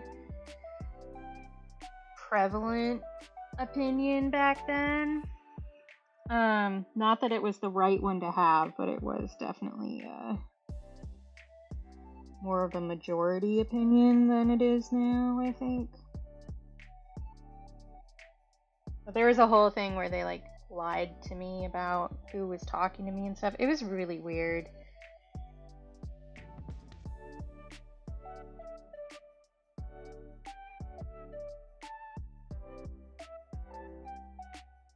Yeah, I'm sure that they also do not hold those same opinions anymore, because like one of the things about being friends with somebody in high school or being friends with somebody that you no longer talk to is that they're kind of like solidified in your mind as one single person because that's the last time you knew them. So you don't know how they've grown as a person or how they've changed, and you do need to be like aware that your vision of somebody is skewed if you're talking about them in the past. So like I'm sure they've moved and grown and become cooler people than they were to me. But I can only talk about them in what they did to me, you know?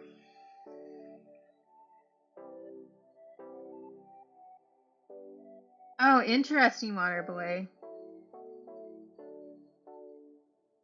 That interesting.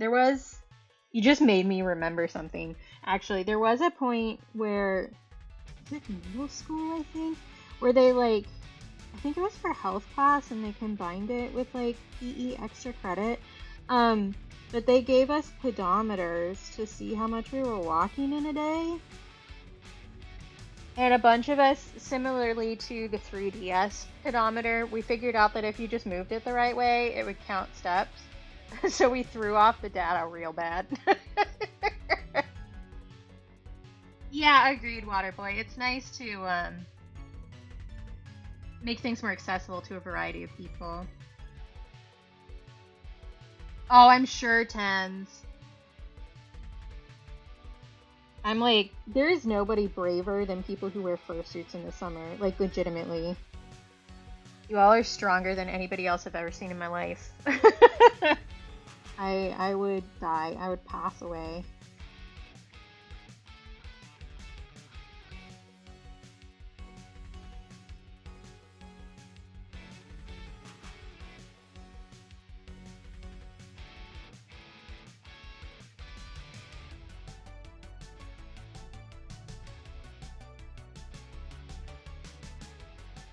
No, that's fair. I didn't assume that you were wearing a fursuit. I meant people who go to those cons in fursuits.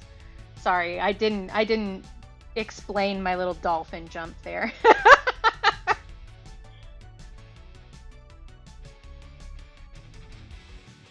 But I mean, honestly, just walking around cons is something that I am like not really capable of doing either.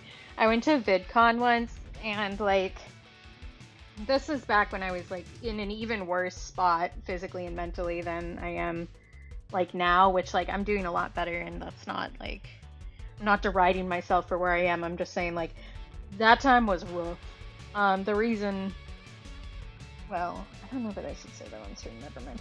My best friend paid for me to go to give me something to look forward to, I'll put it that way. And so there was a lot of walking involved, and I was not a well person. And I was really tired and my feet hurt and it was awful. I also had a broken toe that I was walking on for that, actually. Wild. What people can manage. But I'm just not a con person. It's so overwhelming to me. Like, I can't deal with a lot of noise. I can't deal with a lot of people. It's like a lot. Yeah, I broke my pinky toe before we left for that. I mean, honestly, I did have a lot of fun. Like, there were some parts of it that were absolutely miserable. But I got to meet some people who were, like, really, like, some YouTubers that were very important to me. And a lot of them don't actually do YouTube anymore.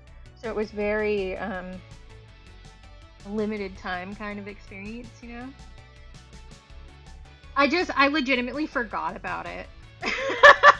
Honestly. Like, my toe is still crooked because I just, like, taped it up. Like, who has the money to go to the ER for a broken pinky toe? Who cares? That was back when I had literally no insurance because I hadn't filled out my Medicaid paperwork yet. But yeah, there was a lot of highlights of that, and I got to spend time with my best friend, which was really nice. He's the one who passed unexpectedly a few years ago. So I still have a lot of fun pictures from that too.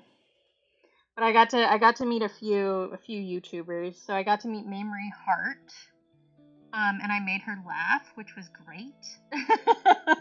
I also got to meet Heartbeat, who isn't doing YouTube anymore, but does still stream on Twitch occasionally, I think. They do a lot of Sims. And I also got to meet Francesca Ramsey, who again doesn't really do YouTube anymore, but has kind of launched her career in a really significant way because she was in charge of an MTV spot about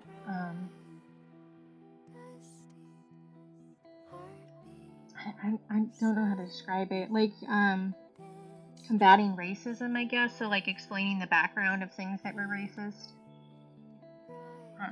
But she's done a lot of really cool advocacy work and stuff. She's a cool person. I got to meet her, too. I want to leave that bubble to last. It's gonna end up looking like a ball sack.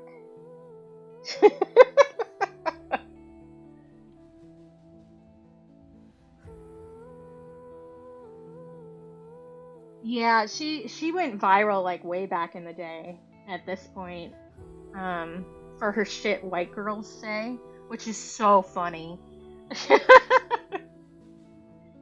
As a white girl, I think it's fucking hilarious. And a lot of people obviously like did not take that in good humor. Ooh, I will do hand and wrist stretches, thank you.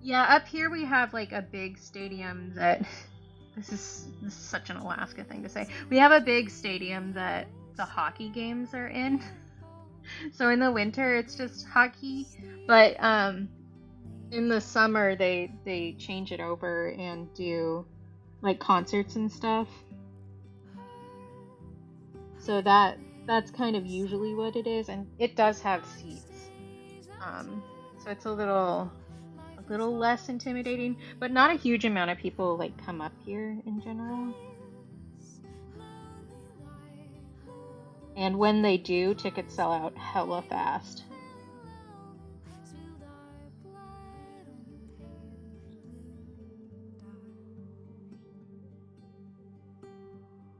Yeah, for sure. Actually, I was talking to Sleepy about what I was going to do when I was coming to visit you two. And Sleepy was like, oh, we could go to the mall. We go there a lot, but you might not like it. And I was like, I can handle a mall for a day. Like, that's not a big deal. But I appreciate that level of thought because, like, I'm very used to my friends not understanding that I get really overwhelmed in places with a lot of people and a lot of sounds, especially. Like, it like hurts my brain after a while. Yeah, same, tomato. And like people have gotten really upset with me before about not being myself in a place that I told them I didn't want to go because it would make me uncomfortable. And like I'm not friends with any of those people anymore, and I think that there's a reason for that, and that's because they didn't actually ever listen to me. It's one of those things where like I think sometimes with friends, like even if you both enjoy each other's company and you really like each other, I think that there's some people who just refuse to see you as you actually are and make up a narrative in their head of what is suited to them for you to be. And those kind of friendships just are not long lasting because like you aren't actually seeing each other, you know what I mean?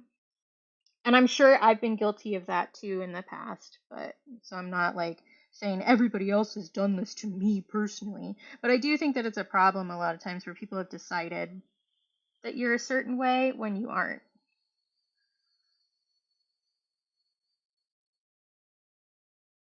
Okay, this song is just super quiet. I was worried that my... Oh no, Spotify has just stopped. Come on, buddy, you can do it. I really hope that's not my internet going out again. Okay. My last, not this stream, but last stream, my computer reset itself in the middle of stream. So I'm a little paranoid. Yeah, exactly, Waterboy. I agree. Yep. Yeah, movies are like, it's too loud. I do enjoy seeing movies, but I tend to not see them unless somebody is taking me. Like, I'm willing to go see movies with people, but given my druthers, I will wait until it comes onto a streaming platform so that I can turn on my captions. There's also been, like, a huge increase in the amount of, like, flashing lights and stuff that people use in movies, and that can give me a migraine. So it's less likely to do that if I can control the lighting that's around the screen. So in a dark theater, like the light flashing will mess with me way bad versus like if I'm watching it on like my iPad or something, I can change the brightness on my screen. I can change like the ambient lighting in my room and stuff like that so that it's not as dramatic. So it's just like a lot safer in a lot of ways. I feel like I've made this bubble like too uniform of a shape, but I'm just gonna leave it. Yeah, for sure. Like, some people just need you to be a cardboard stand-up of something. And like, if you're doing that, fine, whatever. I don't care. Do what you need to do. Like, you clearly aren't actually dealing with me. You're dealing with something in your head that you've made up, so you can keep doing that, and I'll just do my thing over here kind of a situation. Like, what's in your head is not my problem, actually.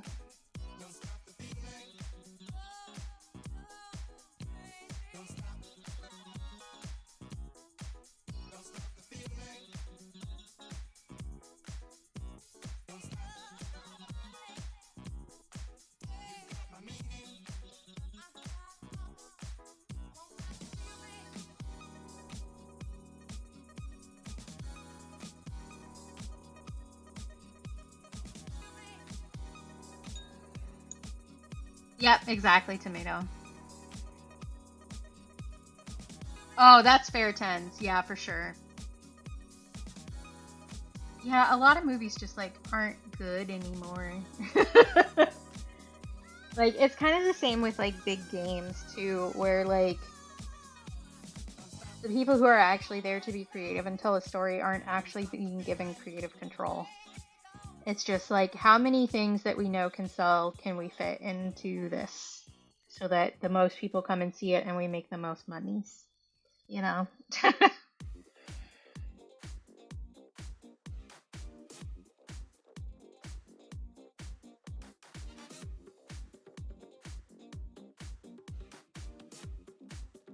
No, we love when you do that, Shawnee. I think that's the funniest thing in the world, honestly, because people get like, they always expect you to say like wholesome things and then you just drop the like perfect one-liner. It's so funny.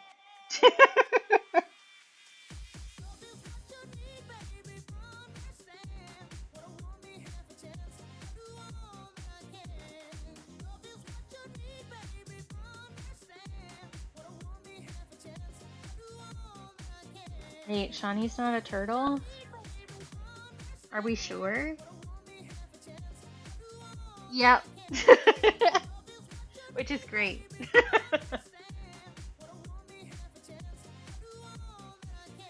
Yeah, I don't know. I am what you see, honestly. Like, I do, online, I don't necessarily speak about all the things that I would speak to, like, say to someone privately, but I'm just me, man. I don't know. I'm too lazy to mask.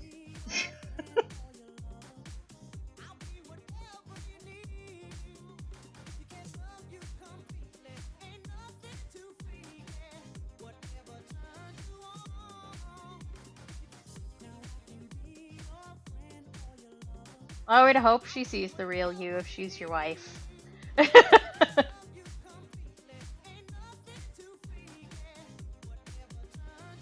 If she doesn't, I think you have some bigger problems.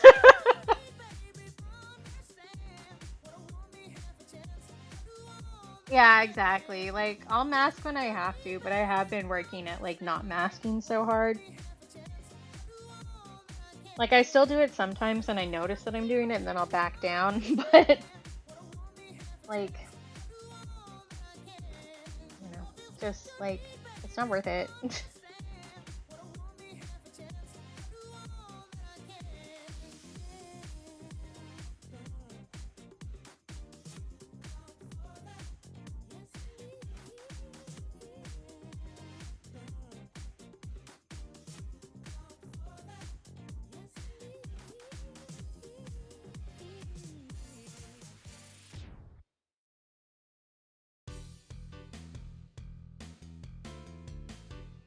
Me using complementary colors. Why does this look so muddy? Dirt. Yeah, I don't know. I think the way the world is going, a lot of people are fast tracking that.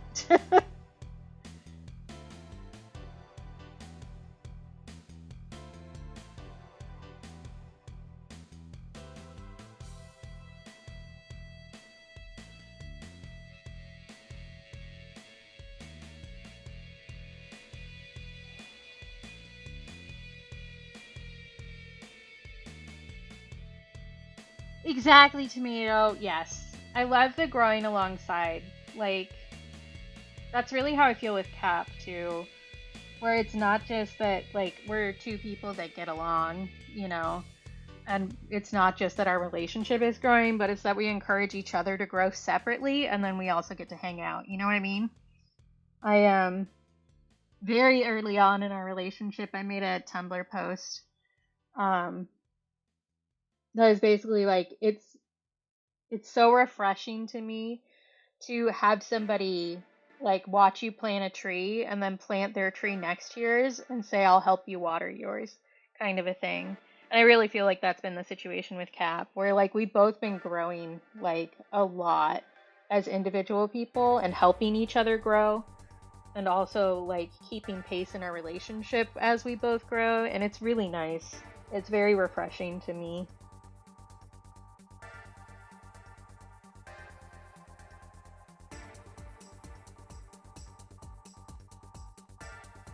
Excellent. I'm proud of you, Rainbow.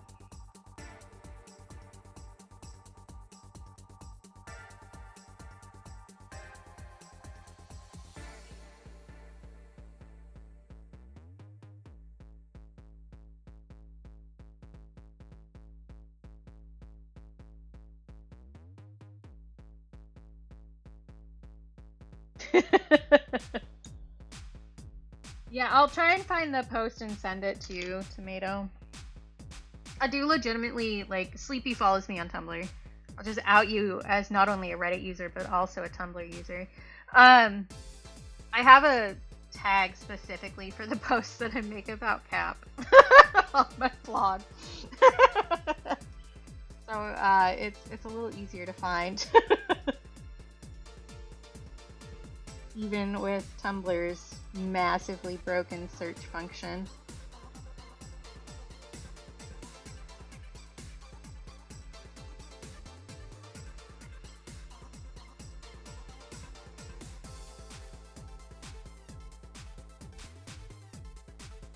Yeah, Shawnee knows it. Anybody who follows me on Tumblr has figured it out, but it's ship name applesauce. I decided that as a ship name for us because we're all mush.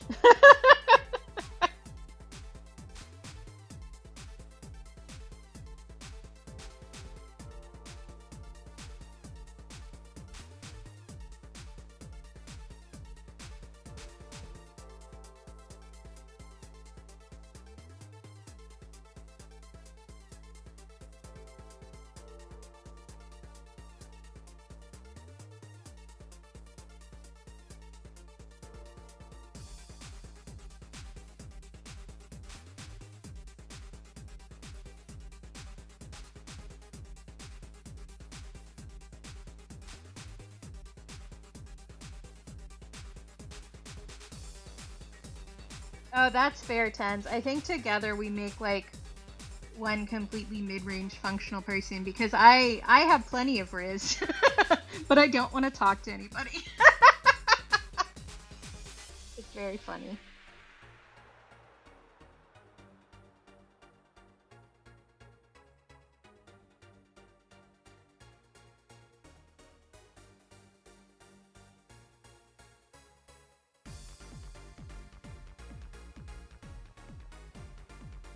Don't mind me just trying to find this post.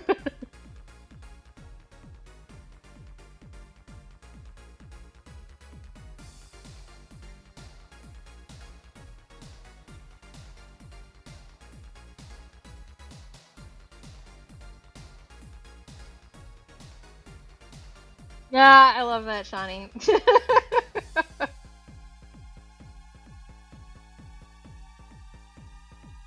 Maybe sweet bean paste.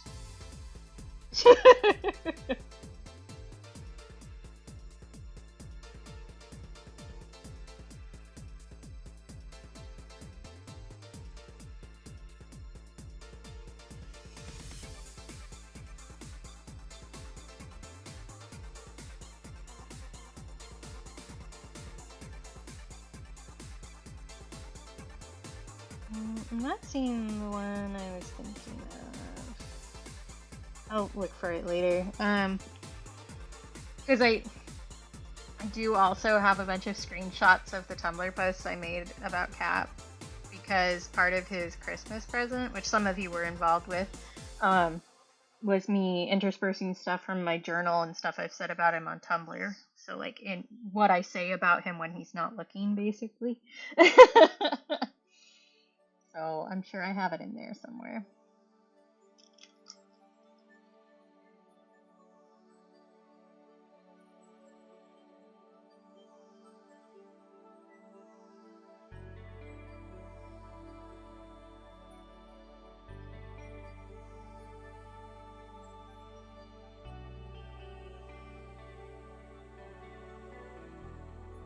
Oh, I feel that, water boy. I'm like, yeah.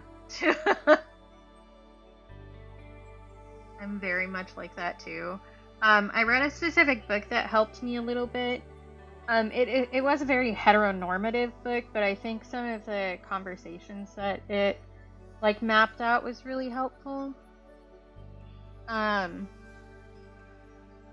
it is specifically like about romantic stuff, but I still think that you could take something from it if you weren't in a romantic relationship. I'm looking up what it is so that I tell you the correct title. Secure Love by Julie Manano is what I read last year, and I found that very helpful about just attachment styles and learning like where all of my various weirdness was coming from. Because I'm not just anxious attached, I like flip-flop back and forth. Because I have capital T trauma.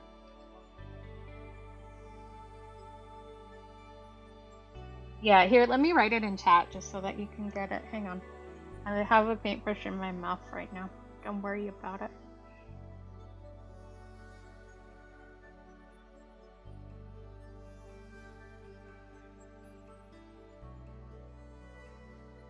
There you go.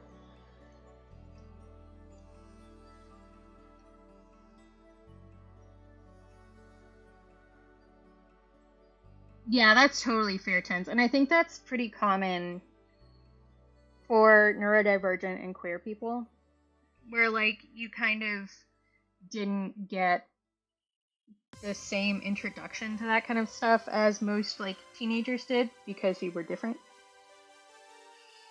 So I think that's definitely a thing to try and figure out as an adult that's difficult.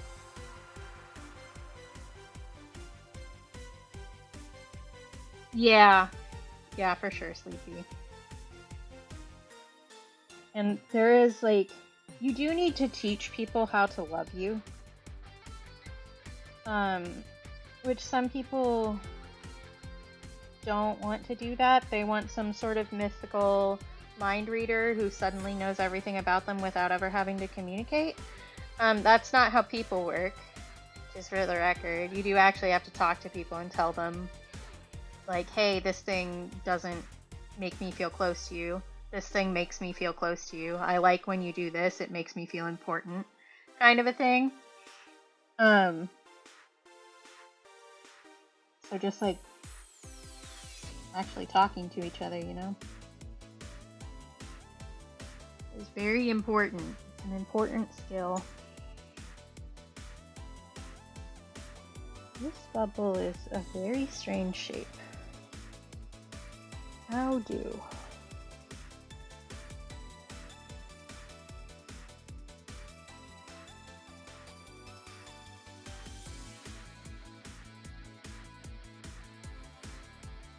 Yeah, absolutely. And yeah, I don't know, I managed to date enough that I was vaguely normal, but that wasn't really through much effort from me, honestly.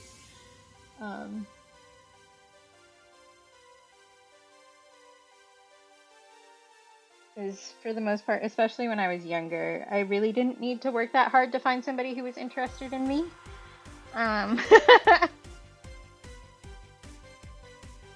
Yes, absolutely, Waterboy. I have the same problem where, like, I don't respect my own boundaries of what I'm capable of doing in a relationship, and it ends up harming the relationship because it's not sustainable.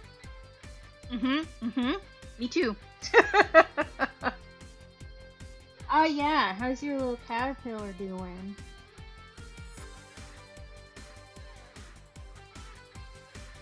We found a caterpillar at work today. But yeah, I think...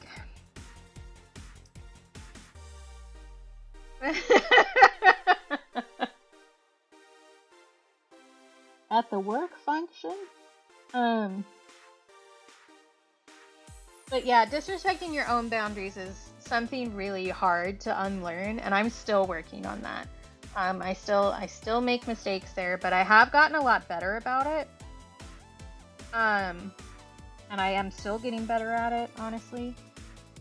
But it does take work to figure out where your boundaries actually are. And it can be really frustrating, just like in a general sense, because you feel like you should be able to do X, Y, Z, but it's actually like really overwhelming for you. It's a lot of work, but it is something you can get better at for sure. Yeah, I think it's many of us. I think we are all very similar in this matter. Um,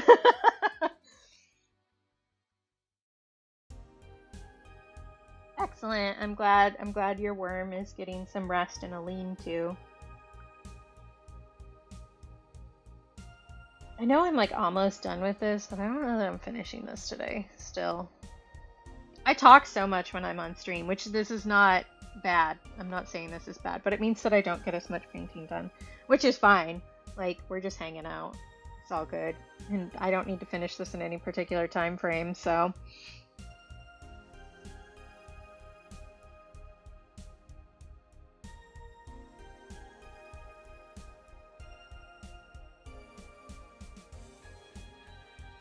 Yeah, there's something, and I have like a specific flavor of this because of some trauma from growing up. But there is definitely a disconnect between your own values and the core of yourself that you hold in your head and how you present yourself to other people, especially when you don't feel safe. And instead of beating yourself up for that, I think it's a lot more productive to realize that that comes from a place of your brain trying to keep you safe. And it could be safe from like actual physical harm. It could just be safe from dealing with rejection. It could be for any number of reasons, but if your core is different than what you're presenting, there's probably a reason for it, and it's probably because your brain is protecting you. So you can thank your brain for trying to protect you and also realize that that coping mechanism is no longer needed and no longer serving you, and start changing it. And it does take, again, it takes work to figure that out, and it takes work to figure out when you're doing that and then to stop yourself or backtrack it or whatever. But it is, once you realize it, it's a lot easier to start working on it.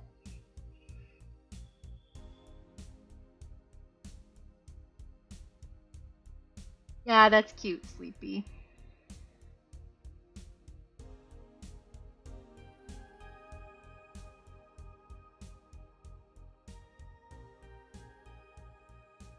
Yes, Tomato. That one's a difficult one for sure. Yeah, I talk like a therapist because I read so many self-help books. Yeah, uh-huh. I'm very perceptive. And sometimes it causes problems. Oh, have a good lurk, Simey. It's good to see you.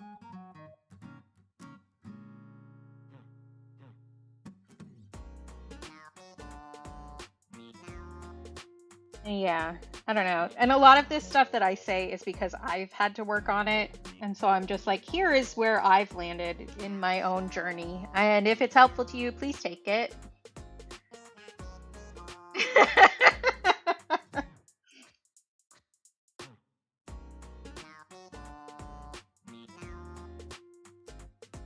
And I do enjoy helping people, but it is difficult to figure out like where the line is between me actually helping and me self-harming by helping other people.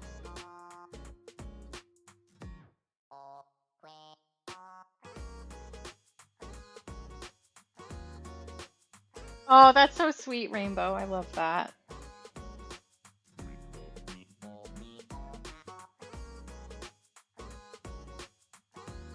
I don't know.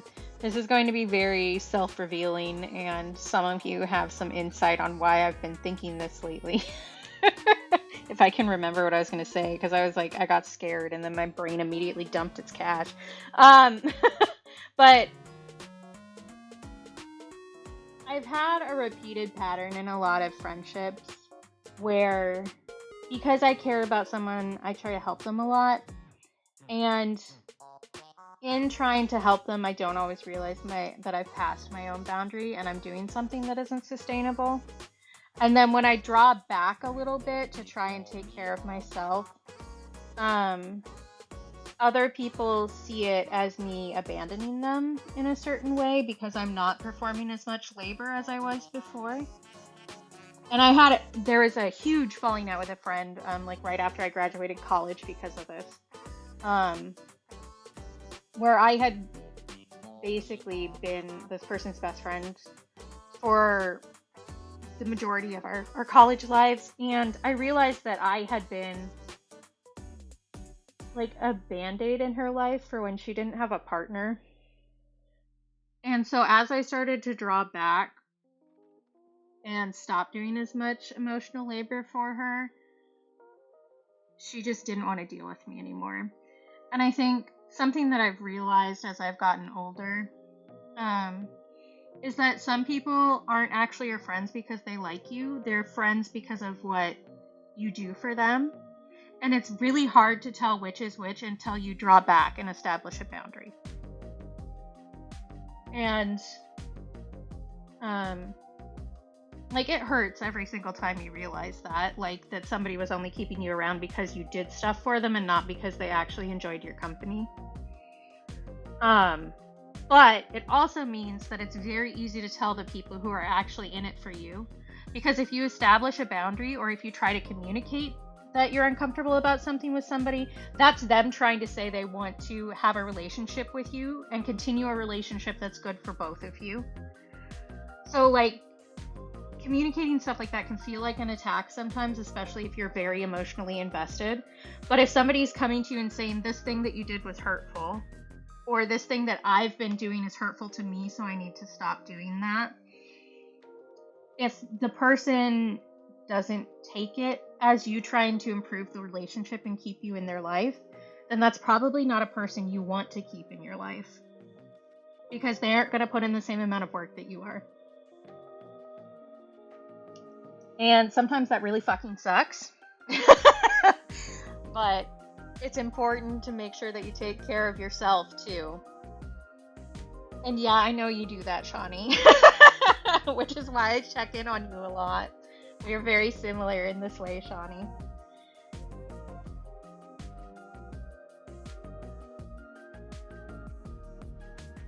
Yeah, exactly. So sometimes people will show themselves out of your life, and that's the best for both of you, and that's okay. It doesn't mean that the relationship you had was not worth your time or wasn't worth the effort. It just means that it's not serving either of you anymore, and that's fine. And sometimes it helps you realize your own boundaries, and then you can establish those better with the people who are still in your life. And I guess really what it boils down to for me is that things done through love are never wasted. Like, even if your friendship ends with this person, or even if that relationship doesn't last, or whatever, putting some good into the world has never been a wasted effort. That's the way I look at it, at least. Which does take work, again. But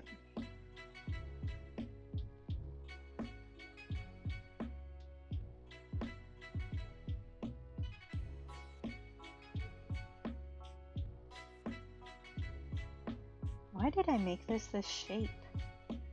What were you thinking, asked Katie? Yeah, you get better at that with time, Waterboy. And especially if you start working more on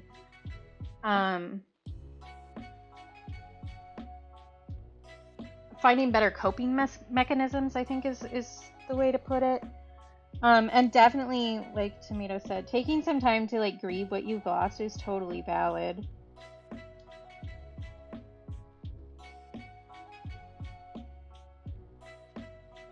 Yeah. And like, some relationships end, some are doomed from the start or whatever, but if you got some joy out of it while it was there, then you should focus on that.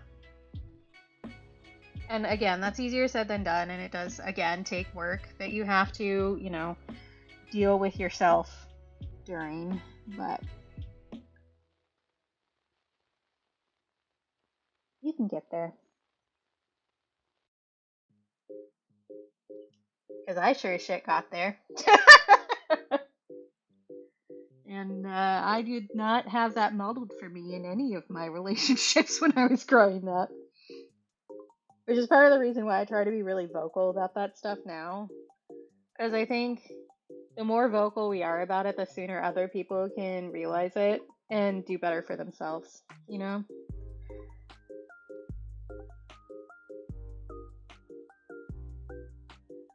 Yeah, for sure, Shawnee. And we're happy to have you in our found family. Yes, I feel that, Shawnee. The bonsai.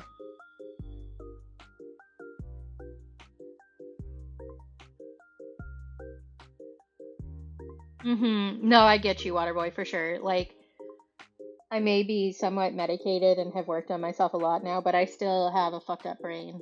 Like, there's more work to do in here. It's very messy.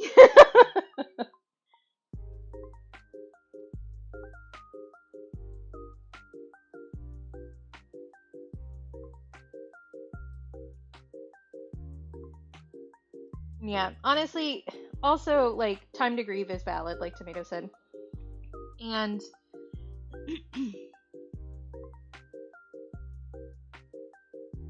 grief is weird.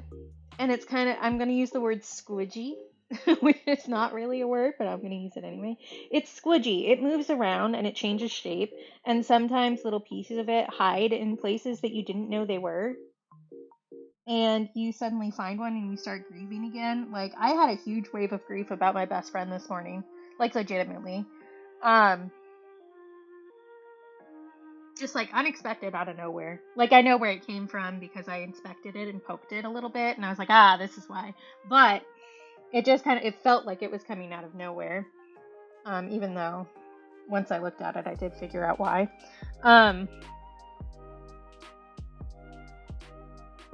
But like, I don't know, grief is messy, and I don't think that there's such a thing as too long about it. Because it's not a straightforward situation.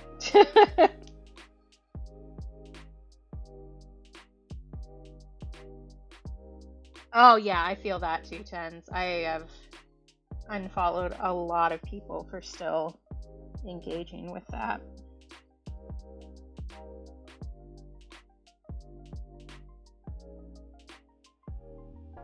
Shapes in this one are funky.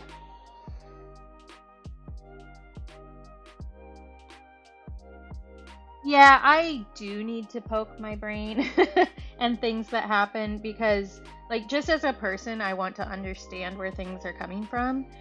And also, if I figure out, like, a couple of the base reasons why this would have popped up, it means that I can deal with them better because I know what the actual thing I need to be addressing is.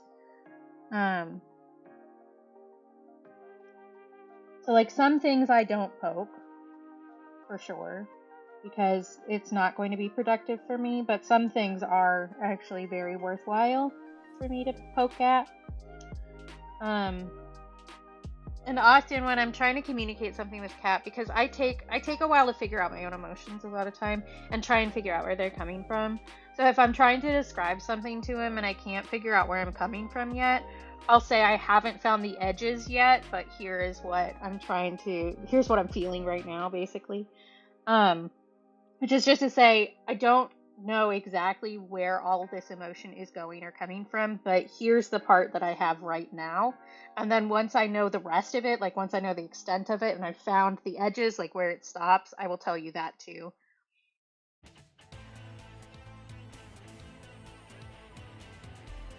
Yeah, exactly, Shawnee, for sure.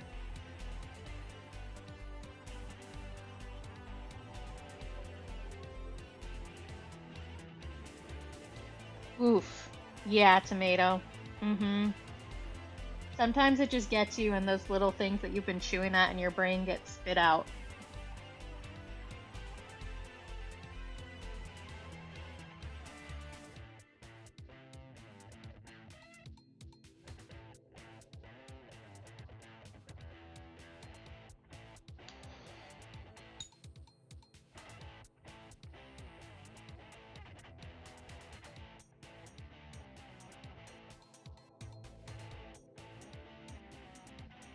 colors on this one are so funky. I don't understand. I really think that maybe my next project after I finish the painting for my doctor might be just doing a bunch of bubble studies because I am so confused. I'm confused.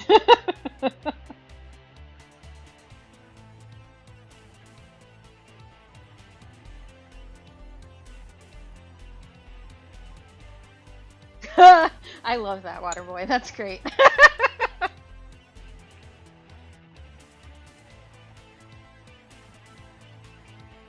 Yeah, absolutely, tomato. Like, sometimes we have thoughts that are icky and make us feel bad, but that doesn't mean that's all we are.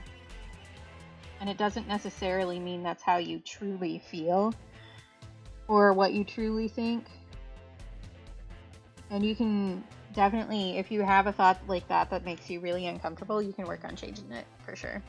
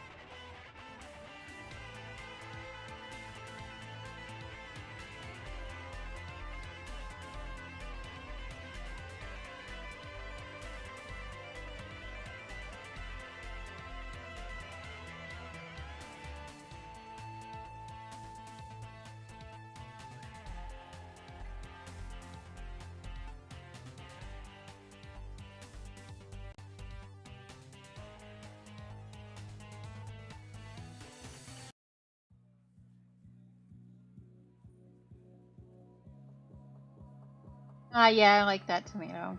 And yeah, for sure, tens. Like, sometimes it's just mutually beneficial and you realize that that's not where you want to go. And it's all good. Because there is definitely somebody I broke up with, which was for the best in the long run. But I don't think he saw that right when I did it. Because we really wanted, like, vastly different things from life.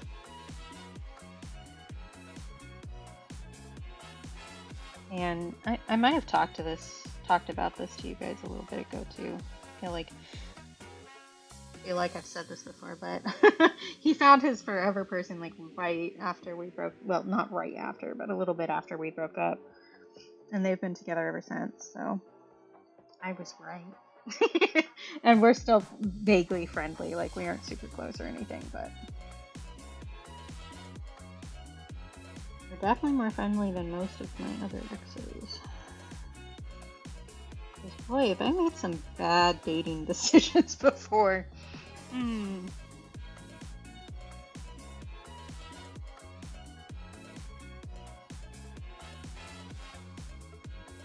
far from the only person that has done that, but still.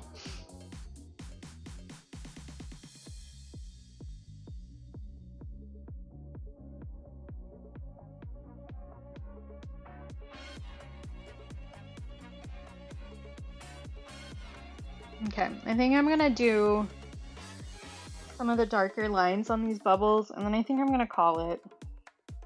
We still have some work on this to do. I'm gonna stream again on Friday. But I think hopefully over the weekend I will also be able to get the sketch down for the other painting I want to do, and then we can work on that when the tipathon starts. Although I'm guessing for a fair amount of the tipathon I'm going to be just doing the tipathon, you know what I mean? So oh yeah, for sure, tomato.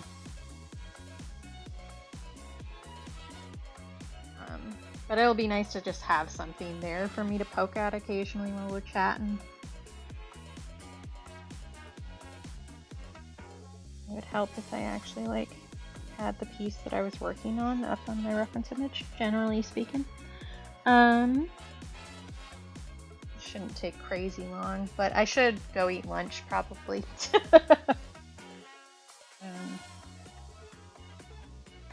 I was gonna say something, but now I'm not going to. Because I don't want to get in trouble.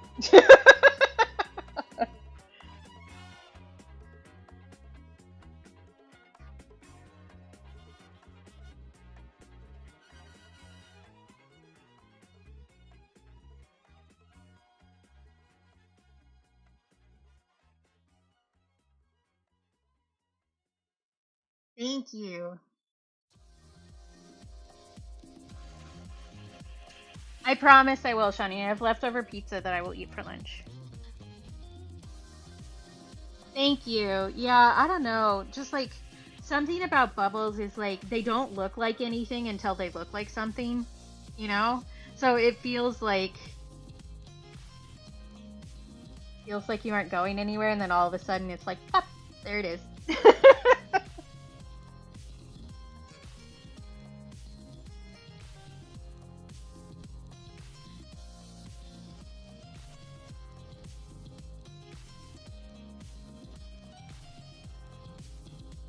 Baby carrots. I haven't had baby carrots in a while.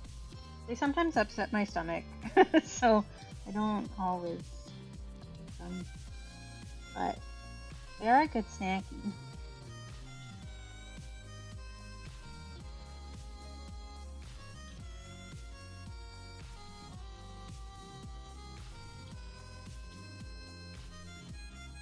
Yeah, for sure, tomato.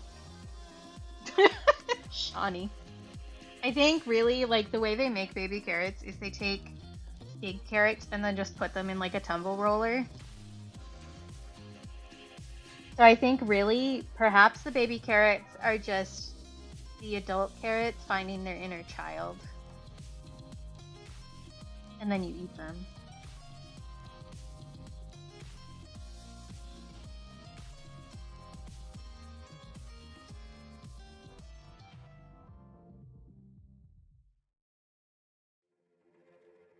All of hands is on my lips, trip my mouth to get out of this. Silver screams and phantom power, drowning out all the other sounds. Skipping though the song is Yeah, exactly. Then we crunch them. Which is also what capitalism does to our inner children, I guess. And that's why Legos cost so much money. I think I need to add some more blue to this one.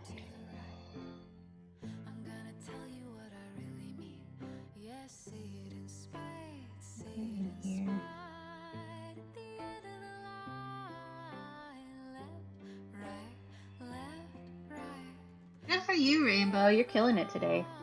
No, honey, don't think twice, don't think twice. It's all white, it's all white. I should vacuum my room, actually. I did right before surgery because I knew I wasn't going to be able to... Ah, BP! It's too late. I was told. Thank you for the refund. What was I saying? Oh, I vacuumed my room like right before I went in for surgery because I knew I wasn't going to be feeling up to it for a while. But before that, I was vacuuming my room once a week.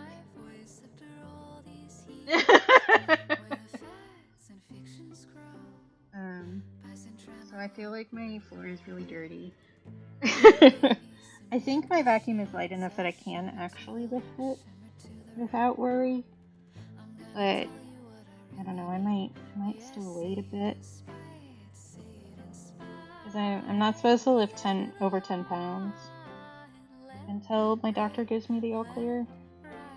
And my last post-op appointment is the 30th. Oh, did you get one, BP? Yeah, good plan, Rainbow. It also just is like pollen season, so... Wee.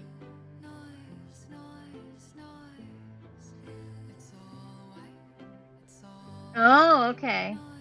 Oh yes, please check on Mr. Earl Grey. I know that's not his real name, but I've decided that's his name.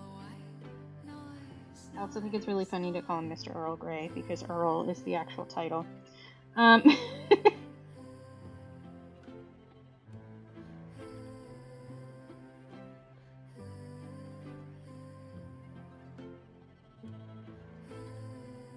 Ah, Noted, BP. I will have to go follow you.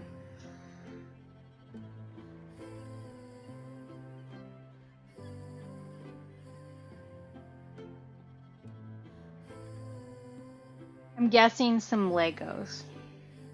This is just as a wild guess.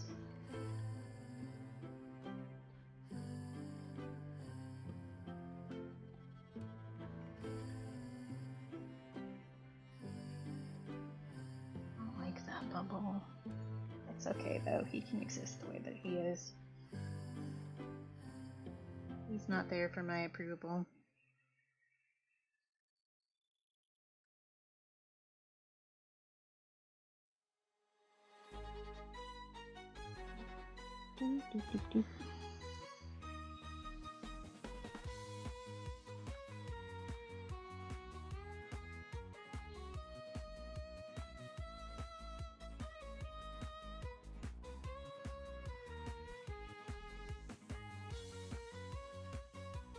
Maybe I'll also take a shower this afternoon.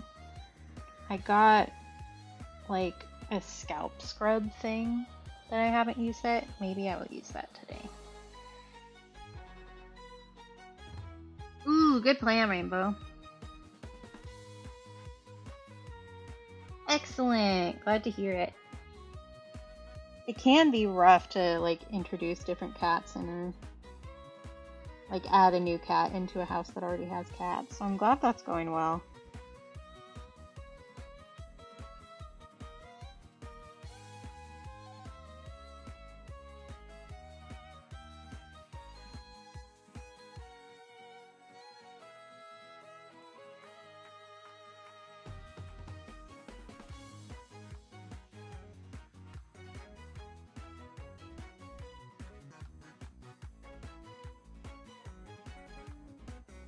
My eyeballs hurt from staring at these bubbles for so long.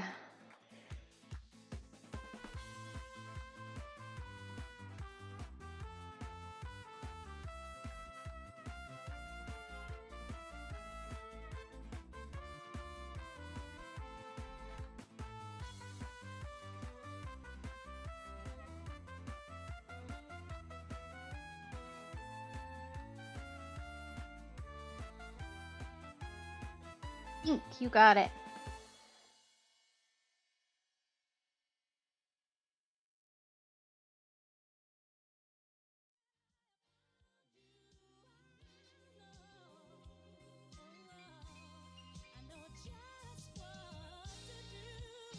And now for my next number, I'd like to return to the classics.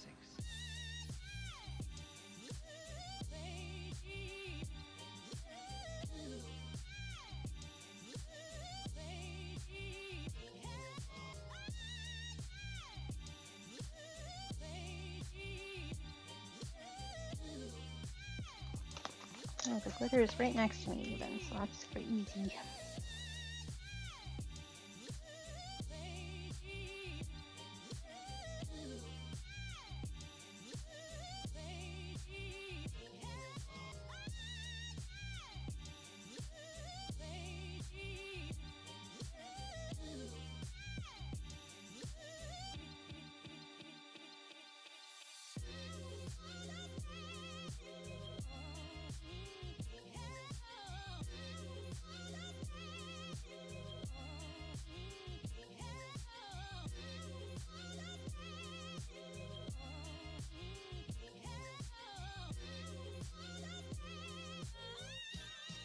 Darn.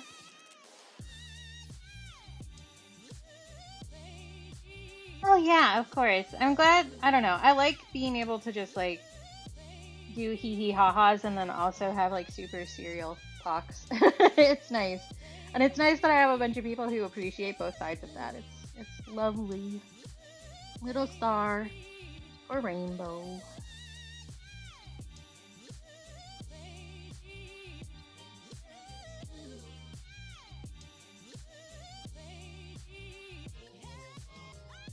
The shape of this bubble is so weird.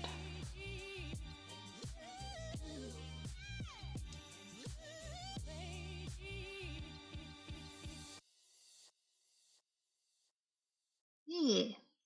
Thanks. for redeeming. A meep star, yes.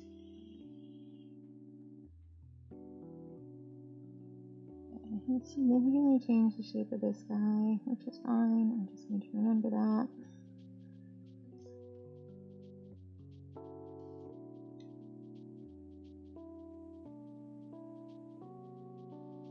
Yeah, it's nice to like, I don't know, support each other that way, I guess is what I'm trying to get at. I don't always word so good near the end of stream. Which is fine. I don't need to wood gird all the time. Yep, thanks, Mel. Thanks for proving my point immediately. I said I was gonna end stream soon, and my brain was like, alright, deuces.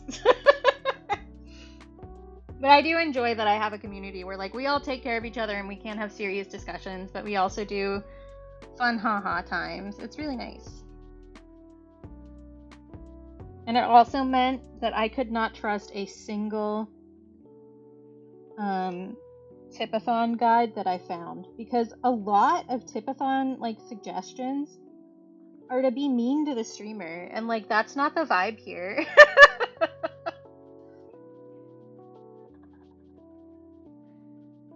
You know what? Maybe, Shawnee.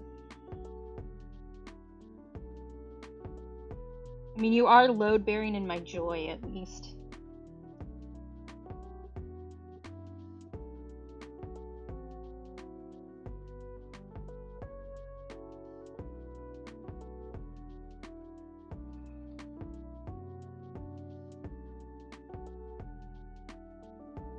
Yes, it is. Hi, Roy. This is all watercolor. There is going to be a little bit of white ink at the end to do some whiskers. But other than that, this is all me, baby. It's from a reference photo that I took, too, actually.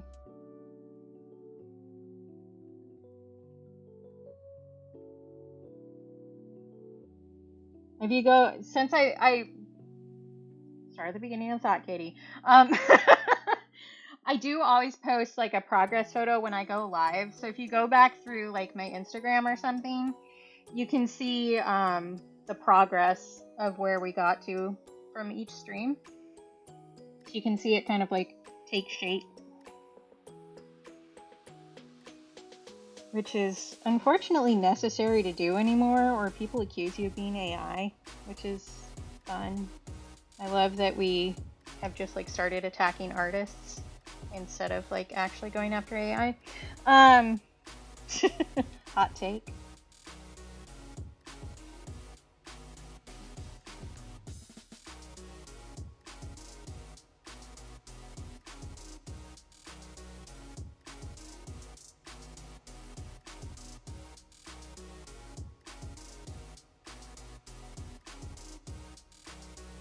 Hello, crows. Yeah, I don't know. A lot of them were like, eat a super sour candy. And I was like, I don't want to do that, though. Like, no, thanks. Real, Shawnee.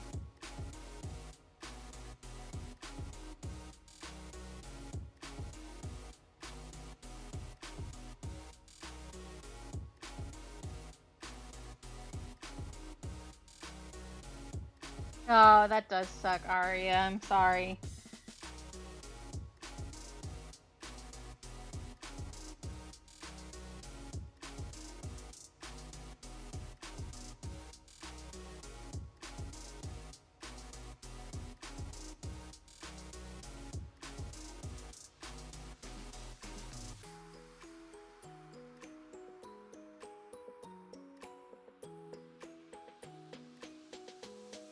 Yep, I feel that, Aria.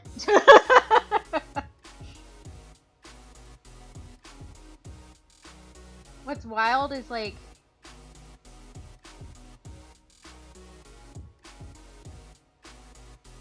I mean, yeah, ChatGPT is autistic because it's just looking at everybody else and repeating what seems normal. ChatGPT masks hardcore.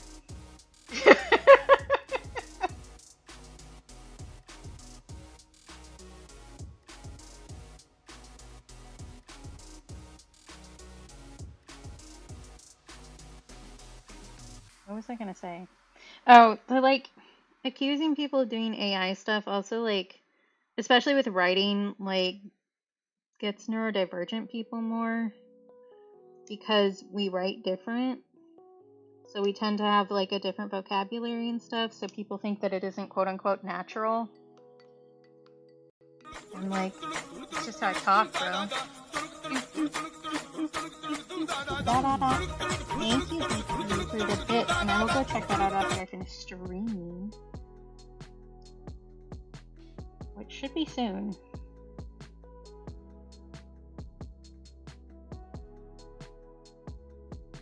Yeah, for sure. But like, God, of all people to say something good, Stephen Moffat finally found his one sentence that I'll agree with. But he was like, well, AI never has an original idea. It can only copy things that other people have done, so it won't ever actually take over creative jobs. And it's like, yeah, damn.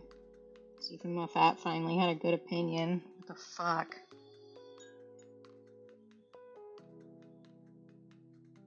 But yeah, it is still like frustrating.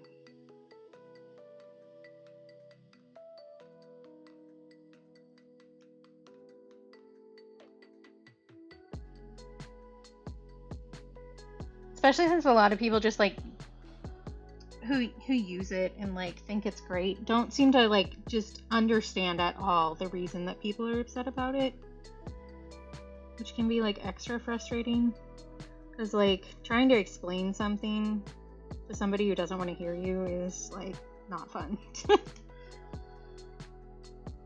Yeah, he is. He's incredibly biphobic. Specifically, he's fat phobic. And he's really misogynistic. Yeah.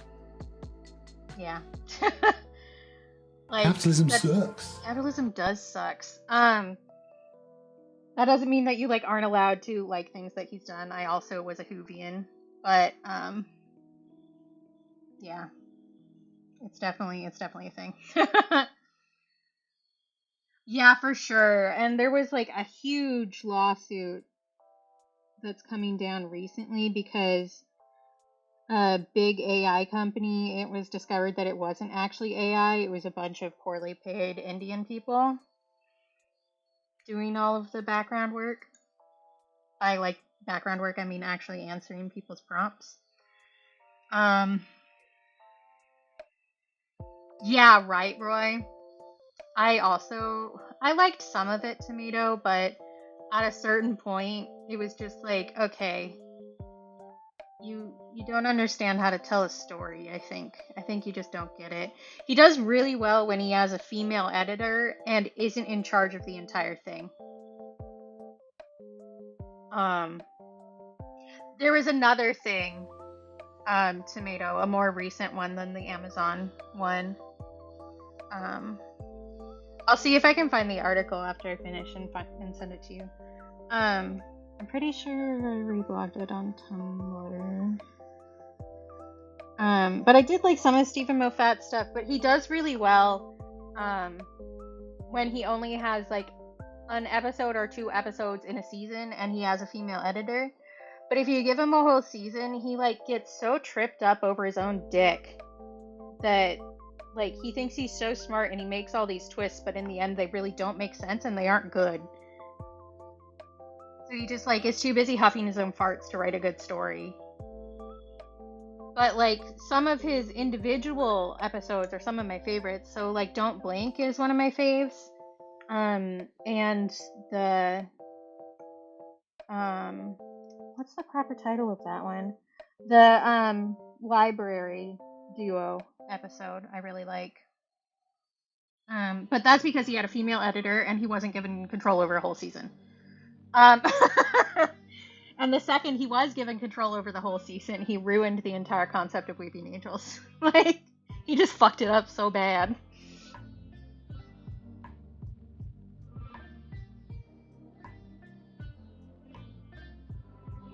Okay, I think that's as good as it's getting for today. I think I need to stop staring at it for a while. I will show you the reference image though, because I said that I would do that a while ago and then I didn't. This is a photo I took at the Alaska Zoo of a little river otter, and that's what we've been painting off of. So literally all the art here is all me. I took the photo. I'm doing the painting. All me. And we did like change colors pretty drastically, but artistic reference, you know, or artistic choice. I'm allowed to do what I want because it's my art and I make the rules. Yes, exactly, tomato. I 100% agree. Somebody who is actually like thinking about things making sense versus just like, you know what would be cool?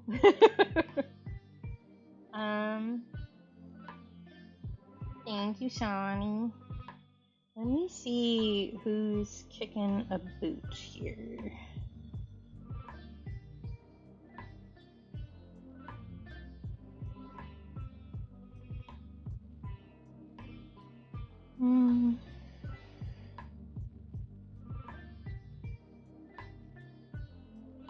The answer is nobody I'm particularly vibing with today, so I don't think I'm going to raid out unless one of you has like a suggestion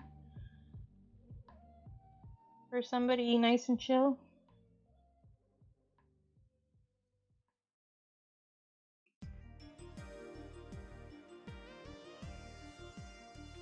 Yeah, I'm gonna end like right now though, so I don't want to like hang out to do that. But Lib is on my suggested list, so yeah, I don't really want to go into like a bigger stream at the moment. Thank you, BP. Yeah, sure, let me know. Because I do have Muntakor on my list, but they often are like a bigger stream, and I don't want to deal with that many people right now. No offense.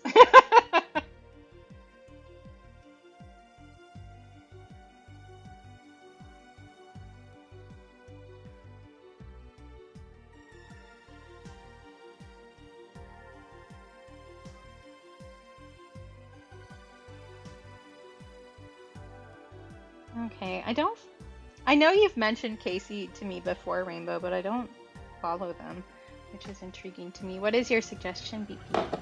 I will also take a sippy.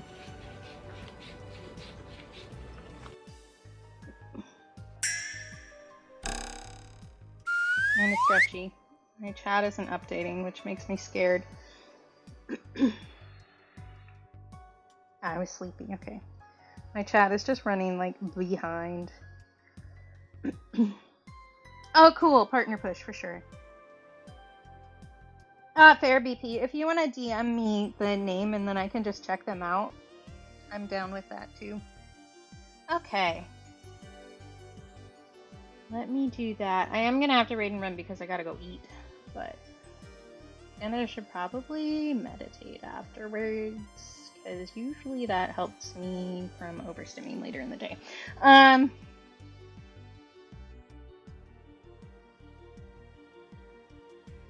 me pull the stream up. I'm also going to... You know what? Let's throw Tipathon info up again before I end. I'm doing a Tipathon on Monday. We're starting at 3 hours, and then however much money I get is however long you guys get me for the rest of the week. I'm not going to be doing like super long 24-hour streams or anything, but I will keep the Tipathon going for as long as y'all keep paying me. Which means all of the rewards will be there, and you will get to have some wheel spins, and we have some cool goals that involve a lot of collabs with my friends. I'm calling us the Merge Tabs Squad in my head. So I will have a little treat with my lunch. Thank you. Excuse me. Yeah, because I really think we all just merge tabs all the time, you know? But lots of cool goals, and I have some exclusive stickers. Cap has let me make some stickers out of his art, so you can get some exclusive Cap stickers. I've also made a design specifically for the Tipathon. Pause what you're doing for a sec. I want you to know that while it can be difficult to see your own Speaking of cat. progress, know that I see how hard you're working, and I'm proud of you. Thank you. I'm realizing I didn't put alerts on this screen, which maybe was the better option so that you can actually read what's there. 10% of all the money that we raise is also going to Identity Alaska, which is my local queer clinic that serves a lot of people in the bush and people in town. So it's good. And they're raising money to get an extended building so that they can help more people. Yeah, pretty much, Shawnee. All right, I'm going to actually go to the ending screen now.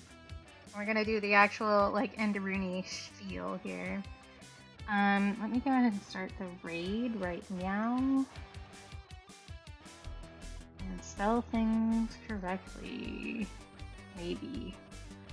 Oh, I pulled up since I have a stream pulled up. My my laptop is struggling. Just having a time. Oh, my chat just like crashed.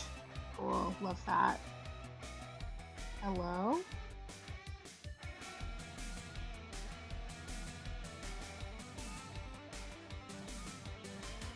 Please? There we go. It just like completely unloaded my chat and then reloaded the entire thing. It was really weird. And it's still being hella slow right now. I love my laptop. She's trying so hard. Thanks for being here. Thanks for being nice to me. Thanks for having, good chatties. I will be back on Friday morning. And then on Monday, we will start our crazy event because it will be my affiliate anniversary. Take care of yourselves. Be kind to yourselves. Remember that you're loved because I love you. And if you can't take care of or be kind to yourself or yourself, please do so for me. Because I think you're awesome and deserve nice things, including from yourself, even on the days when it's really hard. And I am going to copy and paste my own rave message, if Twitch will let me. Donnie has put the raid commands in chat. The first one has emoji you can use anywhere on Twitch. The second one has an emote you can use if you're subscribed to my channel. Yeah, it's because I opened the stream in another tab. And so my laptop is trying to render like a million things at once, and she's struggling. I can't even see if my raid went through, so I don't know. Be nice at the other stream. I will see you all on Friday. And yeah, I think that's all I have to say. The motorcycle guy just started too, so I'm glad that's at the end of stream. Bye!